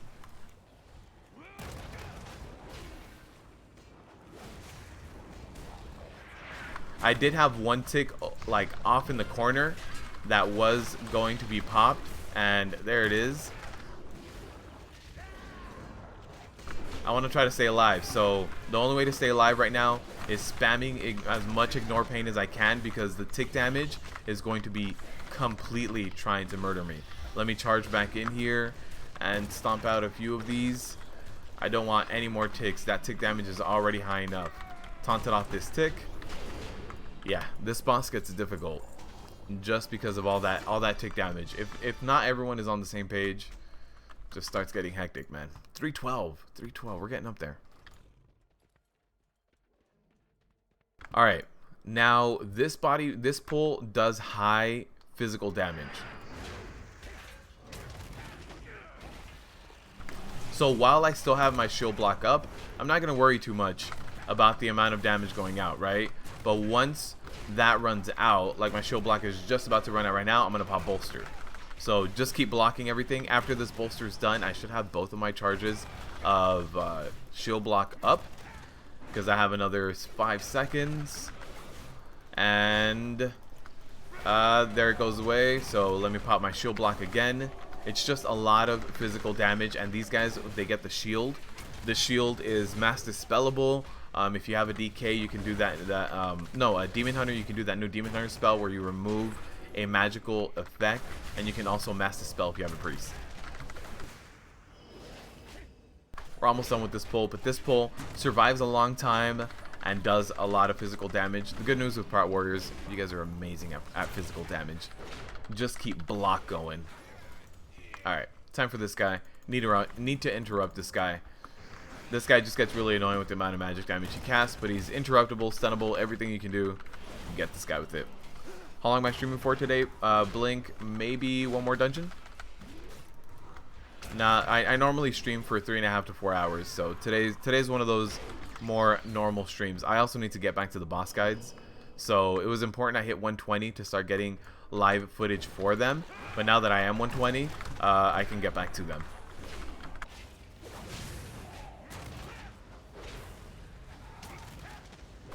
But yeah, probably another dungeon.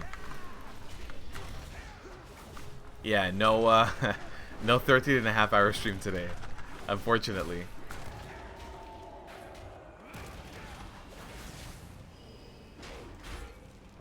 All right, make sure I got my block up here.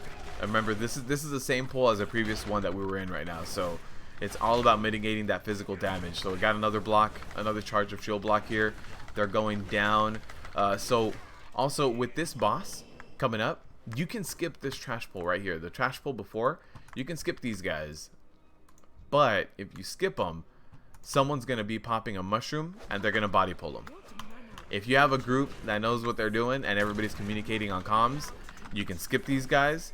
But if you're just in a random pug, not really going to happen that well. Someone's going to try to pop a mushroom over here and body pull these guys. These guys do have a big body pull radius, so you know, something to be careful of.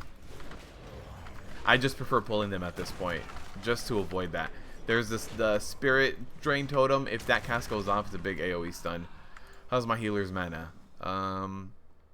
Empty? No, we're good.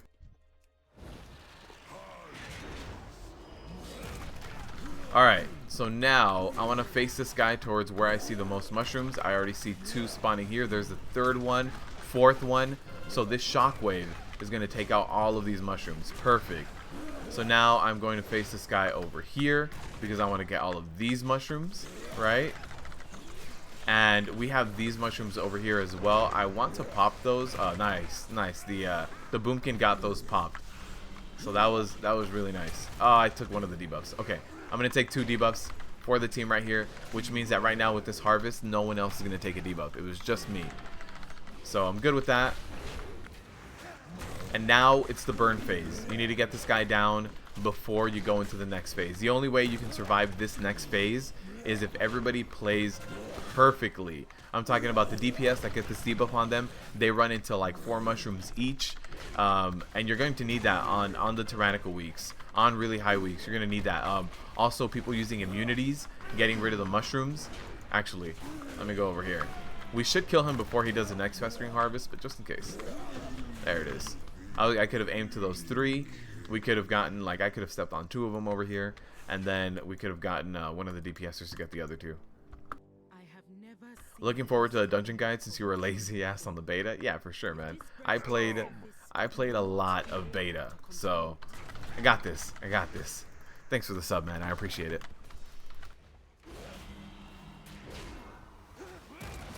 Alright, let me get my interrupt going here. And I want my interrupt to come back before I pull the next guy. Next guy, you know, he requires that interrupt. So, interrupt is almost back. I can pull him now.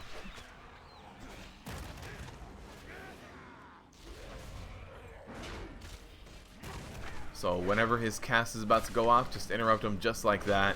And that cast just disappears. Just doesn't happen. Alright, time for this. Again, this is one of those like big physical damage pulls. Just make sure you have shield block up, right? I accidentally popped last stand as well there, but don't do that. So last stand is going to make it so I don't need to pop shield block again right now. So I can just kind of keep that last stand going, mitigate that physical damage with all the blocking. I'm going to pop shield block right after. So I have shield block going right now. A little bit of ignore pain, help round things out with that mitigation. And we're good. We're good. Pull is down to just 2 people. So we can keep it going. I want this guy to get away from that pool. I don't want to pull that that worm that's down there. There it is.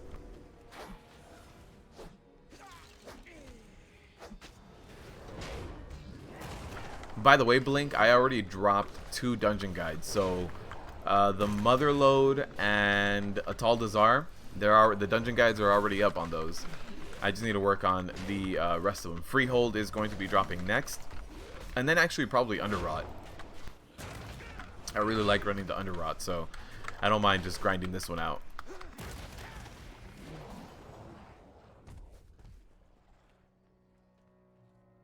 Waycrest Manor is probably going to be the one that is going to be taking a little bit more time. Everybody's just hanging out over there. Alright, everybody's here. So, let's hug this wall. Everybody hugged it? Perfect. You'll check them out. Yeah, there's two boss guides out already, and I will be dropping the rest of them later this week. So like tomorrow and next week as well. So they should be done by the end of next week. Most of the dungeon guides, the mythic only dungeons, those might take a little bit more, but I'm gonna try to get them done. I'm gonna try to get them all done by the end of next week. He played way too much beta. Yes. I leveled up 6 characters in the beta, every single tanking class, and I geared them up and did Mythic Plus on every single one of those tanking classes as well. So I played a lot of beta. Played a lot. I know it all. I got this, guys. No, the old year raid testing, that is something I didn't do as much of as I wanted to.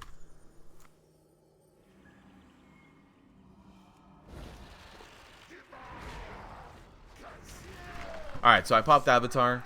Gonna get our rage generation up there.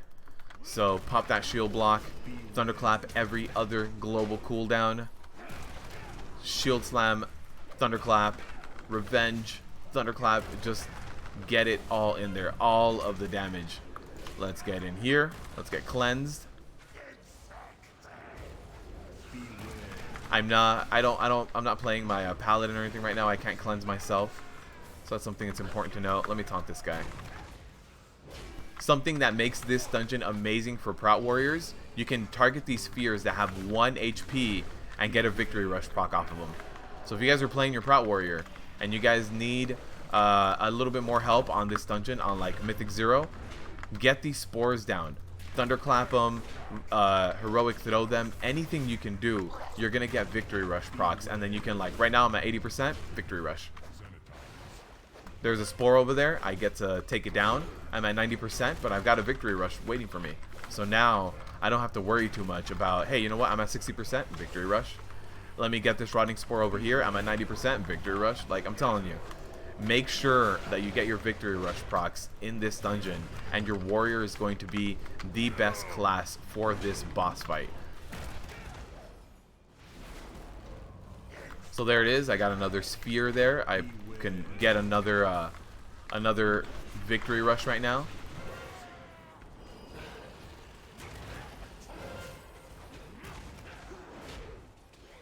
I want to kill this blood visage right here. This will be the last one. Once we kill this guy, we win. There it is.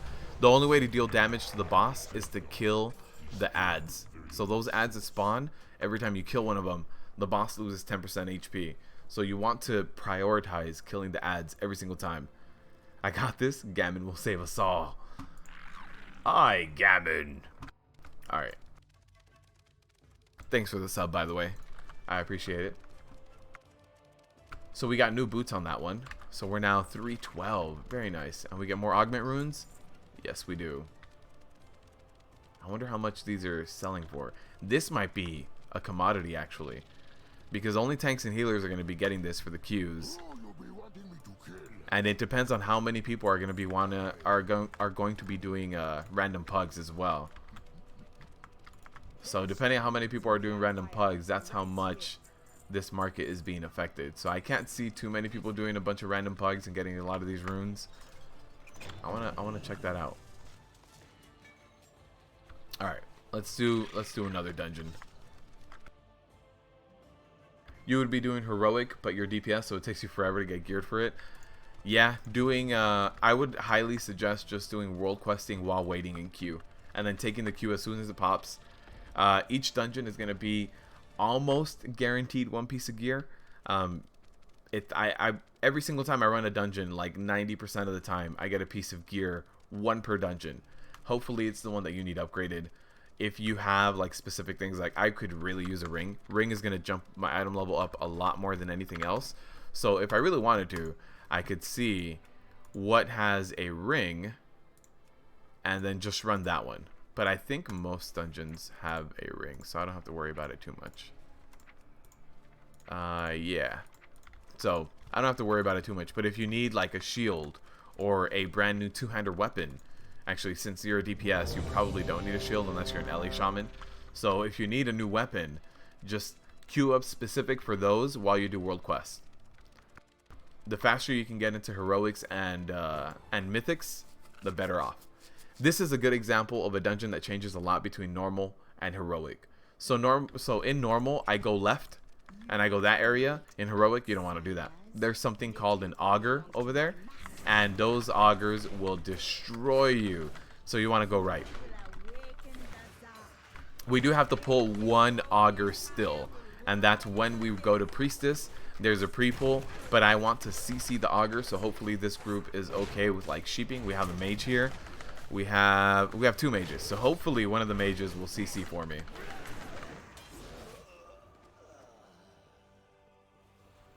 Heroic gods appease? No, not now. Alright, we're missing one DPS here. We can jump in here. So with these guys, you want to kill their totems. You can't actually really damage them before the totem makes them get like 2% or 5% HP per second. So they're going to out-heal any sort of damage you do to them. So just make sure you DPS their totems down. I'm going to try to save my shield block because the next guys, the skeletons that I'm going to be pulling, those guys do a lot of physical damage. These guys right here. Let me pull them now because they're in position. They do pat, so that's why I wanted to pull them at that moment. Alright, so they both pop that bulwark. You can AoE stun them out of it. You can't knock them back or interrupt them out of that bulwark, but you can stun them out of it. So save your stun for when you see both of them cast it, and then you hit them both with it. Sounds like AQ40 trash. This guy, that giant hulking guy. Can't say I've ever ran AQ40 with sounds on. I don't normally play with WoW sounds on. Okay, so we can skip this guy. We just really need to stick to the left. Nobody body pull? Nobody body pull? Nice! Oh, nope. Oh, here it is. We got a rogue. Oh, there's the body pull. You get one pull, and then people freak out, start backing up a little bit more. That's when you start getting the body pulls. So what we need to do here is kill this totem. Nobody seems to be DPSing it, but if no one else does it, we need to. So getting our thunderclaps going because of Avatar. Nice. Guys, we soloed the totem. We got it. We got it. Totems done. The old school vanilla totem quest, we just did it right now. Let's loot. You have a little bit of time before that blows up. Avatar's on cooldown. Let's go. Definitely want some kind of defensive here to stay alive. So I popped a demo shout. I'm going to get that stun off to interrupt that bulwark so that they take all the damage. Ugh. And something else, if you are playing a Prot warrior, the guys that do cast bulwark, they have fear immunity. They're undead. So you can't use your fear to get a little mini stun to interrupt their bulwark. Has to be your shockwave or your stormbolt if you're running that.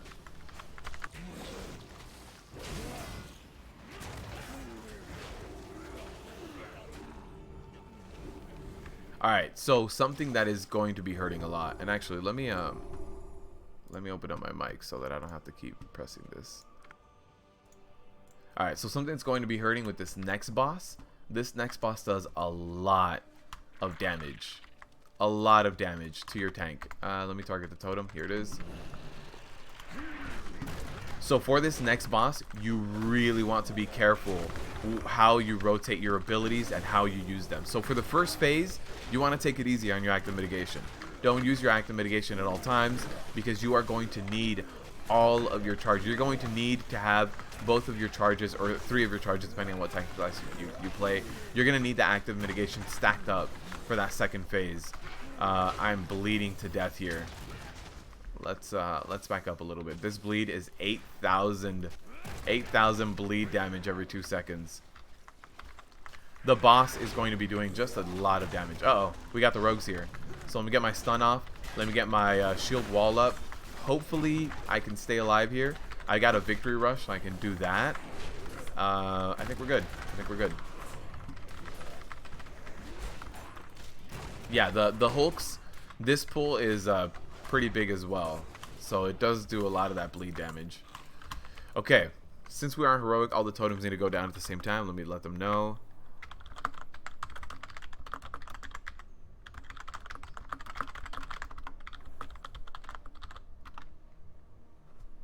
Okay, so I let them know that all the totems need to be damaged at the same time.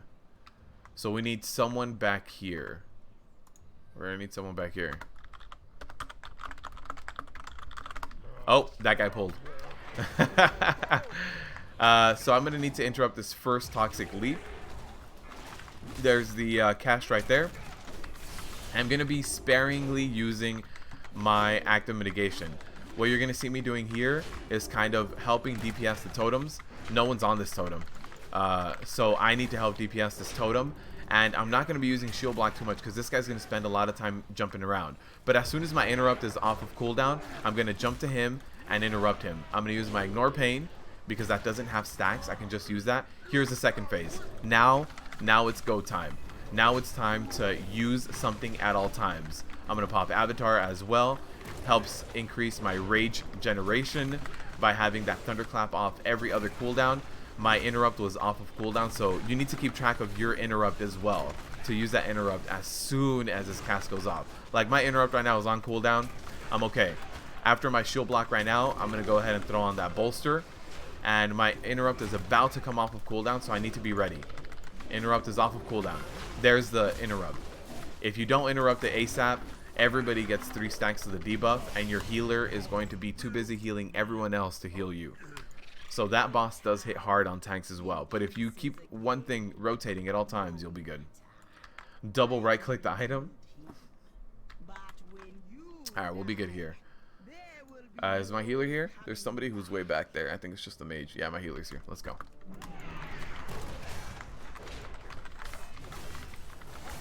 So as soon as the bulwark goes out on both of these guys, there's one. Where's the other? Come on.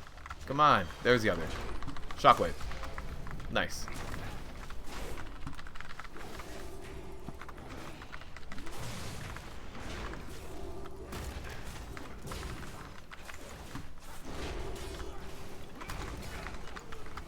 Okay, so now we can work our way over to the priestess.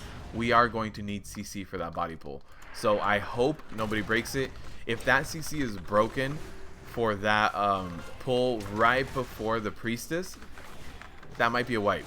That might be a wipe. These augurs are no joke in heroic mode. It also doesn't help that the priest in heroic mode also casts like an immunity bubble where you can't CC them when they're standing in that. So gotta be real careful with that. My interrupt is back up, so I can just keep pulling. Let's keep getting thunderclaps. Let's interrupt that one. You need to interrupt the Sky Screamer, or else everybody gets feared. So before we work our way to the priestess, we'll actually go down to Rezan, Mr. Dinosaur Man, and Mr. Dinosaur Man has a nice shield for me. So want to make sure that I want to try to get that shield. Everybody went the other way, so they're going to have a bunch of ads. They're actually going to get a Sky Screamer over there. I'm probably going to die because I don't have heals. They're all going to run through. They're all going to body pull. Oh, man. Okay. This is a wipe. I marked the area. Alright, let's get our damage going. Try to not die. But I popped every cooldown trying to stay alive. Okay, I think we're okay. We're able to DPS down a lot of the ads. So we should be okay. Now I don't have too many other cooldowns. I can pop a demo shout, and that's about it at this point. Okay, my shield wall still has a really big cooldown on it. So now I just have to rely on my shield block. A little bit of stunning here. Okay, we're good. We're good. We live. Hey, now we don't have to hug the wall anymore because we cleared everything. Let's go to Rezan. Come on. It's easier to go this way first and then work our way up.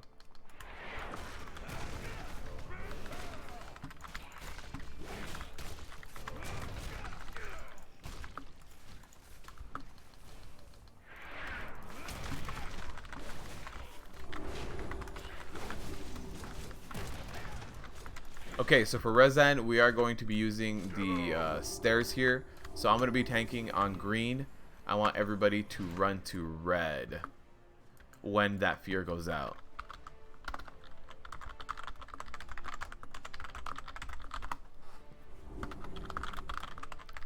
Alright, letting them know. Letting them know I'm tanking on green. Everybody needs to run to red. So we should be good. I'm going to tank them right here. If we start running out to the middle of the battlefield, we get more likely to step on everything. This is the one bone pile that I expect to get stepped on, but you can't avoid it. But I expect that one to trigger. If we were in the middle of the room here, we would trigger a lot more of those, a lot more of these ads, and you can actually do this whole fight without any ads. So that's actually pretty nice. Now I do have a Berserker Rage, so I can become immune to the fear. So I'm going to do that just to use the rest of my avatar damage here. And then if he targets me with the pursuit, which he's not, he's targeting one of the priests, I would pop shield wall. and just stay in there. Now, we did trigger this ad right here. You do see the ad is coming to life. Somebody did step on it here. So, I do want to pick that up. Alright, we're good. Let me run him back into this corner to make sure that we can LOS him. And I can throw my stun out. It'll stun the ad. I am also an undead, so I can actually break the next fear as well. So, the thing with Will of the Forsaken, I need to let the fear go out first and actually hit me. There it is. I can break it as soon as it goes out. Pursuit is on the mage, but we should be able to kill him halfway through this devour. Perfect. Shield? Ouch. No shield. No shield. I wish I would have gotten that shield. Shield upgrades, I'm telling you right now, for Prot Warriors and for Prot Paladins, shield upgrades are the biggest upgrade. The biggest single item upgrade. That is, of course, barring like an Azerite trait that is incredibly useful. Okay. The only Azerite trait that I can think of for Prot Warriors that would make a really big difference is the Thunderclap one, which is this one right here. Increases your demo shout time. So you pop Avatar with Unstoppable Force, you get a demo shout up. That demo shout lasts forever. Let's interrupt that terrifying screech. I had to pop a cooldown. I'm not sure where everybody was. Could have sworn everybody was right behind me.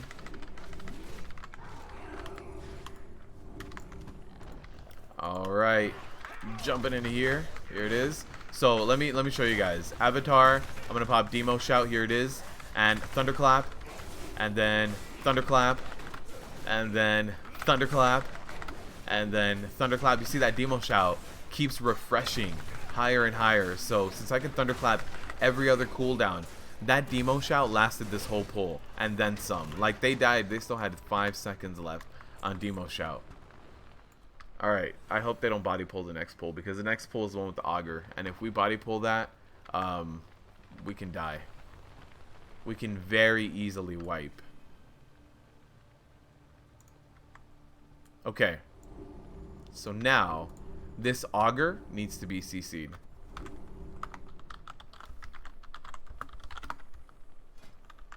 Why didn't that work? This guy right here. Please, let's poly him. Anyone? We have 2 mages.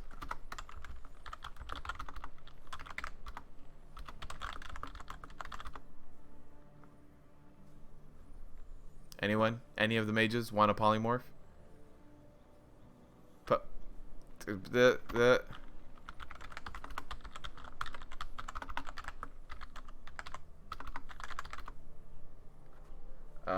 They want to just pull. They keep telling me to just go. Oh, they pulled for me. All right. So you see this cast of wildfire? Watch the floor. Look at this. Look at this fire explosion. Look at this. This is why you CC the auger. See that floor? Everybody blew up. That's why you CC it. Loving the stream. Wish you could play. Thanks. Hugo. Thanks, man. Thanks for the 5, man. I appreciate it. Hugo, you're gonna come back this expansion?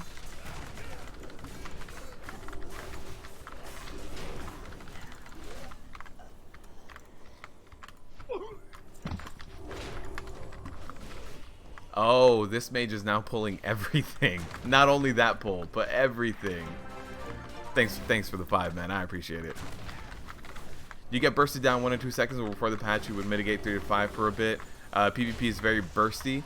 I think we all just need a little bit more of the gear as well. Once we hit 120, I think we need more of that gear with bigger stamina. So I think that's going to be making a difference. Once the first PvP season comes out, I don't think we're going to have as many of like the unused trinkets and stuff. So I think it'll even out. Right here, we're going to get this ad coming out underneath us, or behind me right here. So make sure I get that Thunderclap, snare, and damage off. I'm also going to try to stun it. There it is. I didn't need to stun it. Perfect. You gotta say, Prot Warrior is looking real moist, all those big hits. You definitely need to know what you're doing to do a Prot Warrior now, but I feel like that's how it was in Legion as well. Legion Prot Warrior was one of those classes where if you didn't know a boss fight, you could get nuked down pretty quickly. So you gotta be careful. You gotta be careful. Alright, let's stun this Spirit of Gold here. and that is the only stun I have. I do still have my fear bomb, but what I can do is before that guy picks up that pool, I pick it up for him. So hopefully we have the transfusion happen soon, since I do have a pool. There it is. So transfusion's going out. I still have the debuff on me. Picked it up before that Spirit of Gold. Hopefully some more people. There it is. Everybody's got the transfusion debuff on them. You can't with another kid and all? Yeah. I understand, man. I understand. World of Warcraft would definitely take up a lot of your time. And also congrats on the new kid, man. Congrats.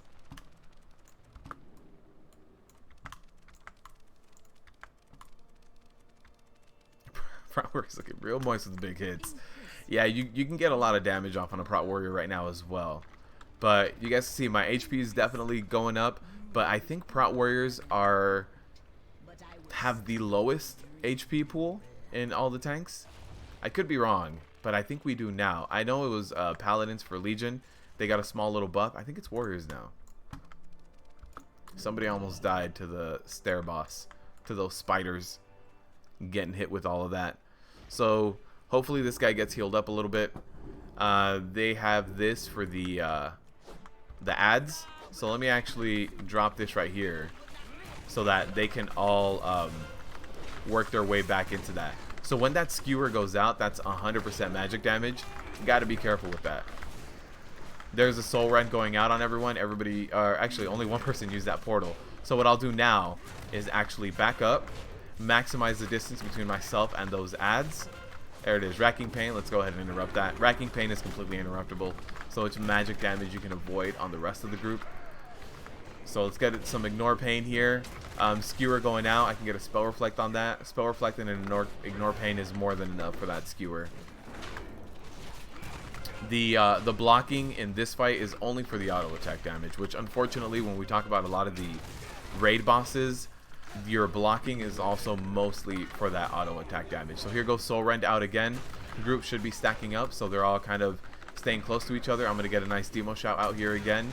Keep something rolling on this guy, interrupt that Racking Pain, and we should have a kill. Very nice. 325 bracers. Oh, we already had some, unfortunately. Leveling Truggle, your Shaman main first, and then a Pally tank. Nice. Nice. Pally tanks are very strong right now. Very strong. Legion kind of crashed in the last 6 weeks for sure. Yeah. I mean, the last 6 weeks of any expansion. Everyone's going to be going, I don't understand why I need to farm any of this. Oh, no. Alright, guys.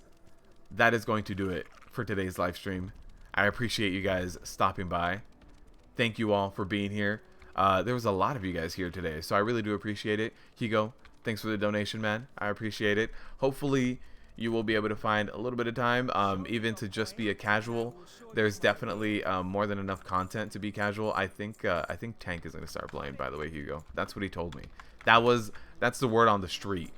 But yeah, everybody, I appreciate your support. Thank you to everybody who stopped by on the 13.5-hour live stream of me leveling from 110 to 120. Definitely took me a lot longer because I decided to do Zoldazar first.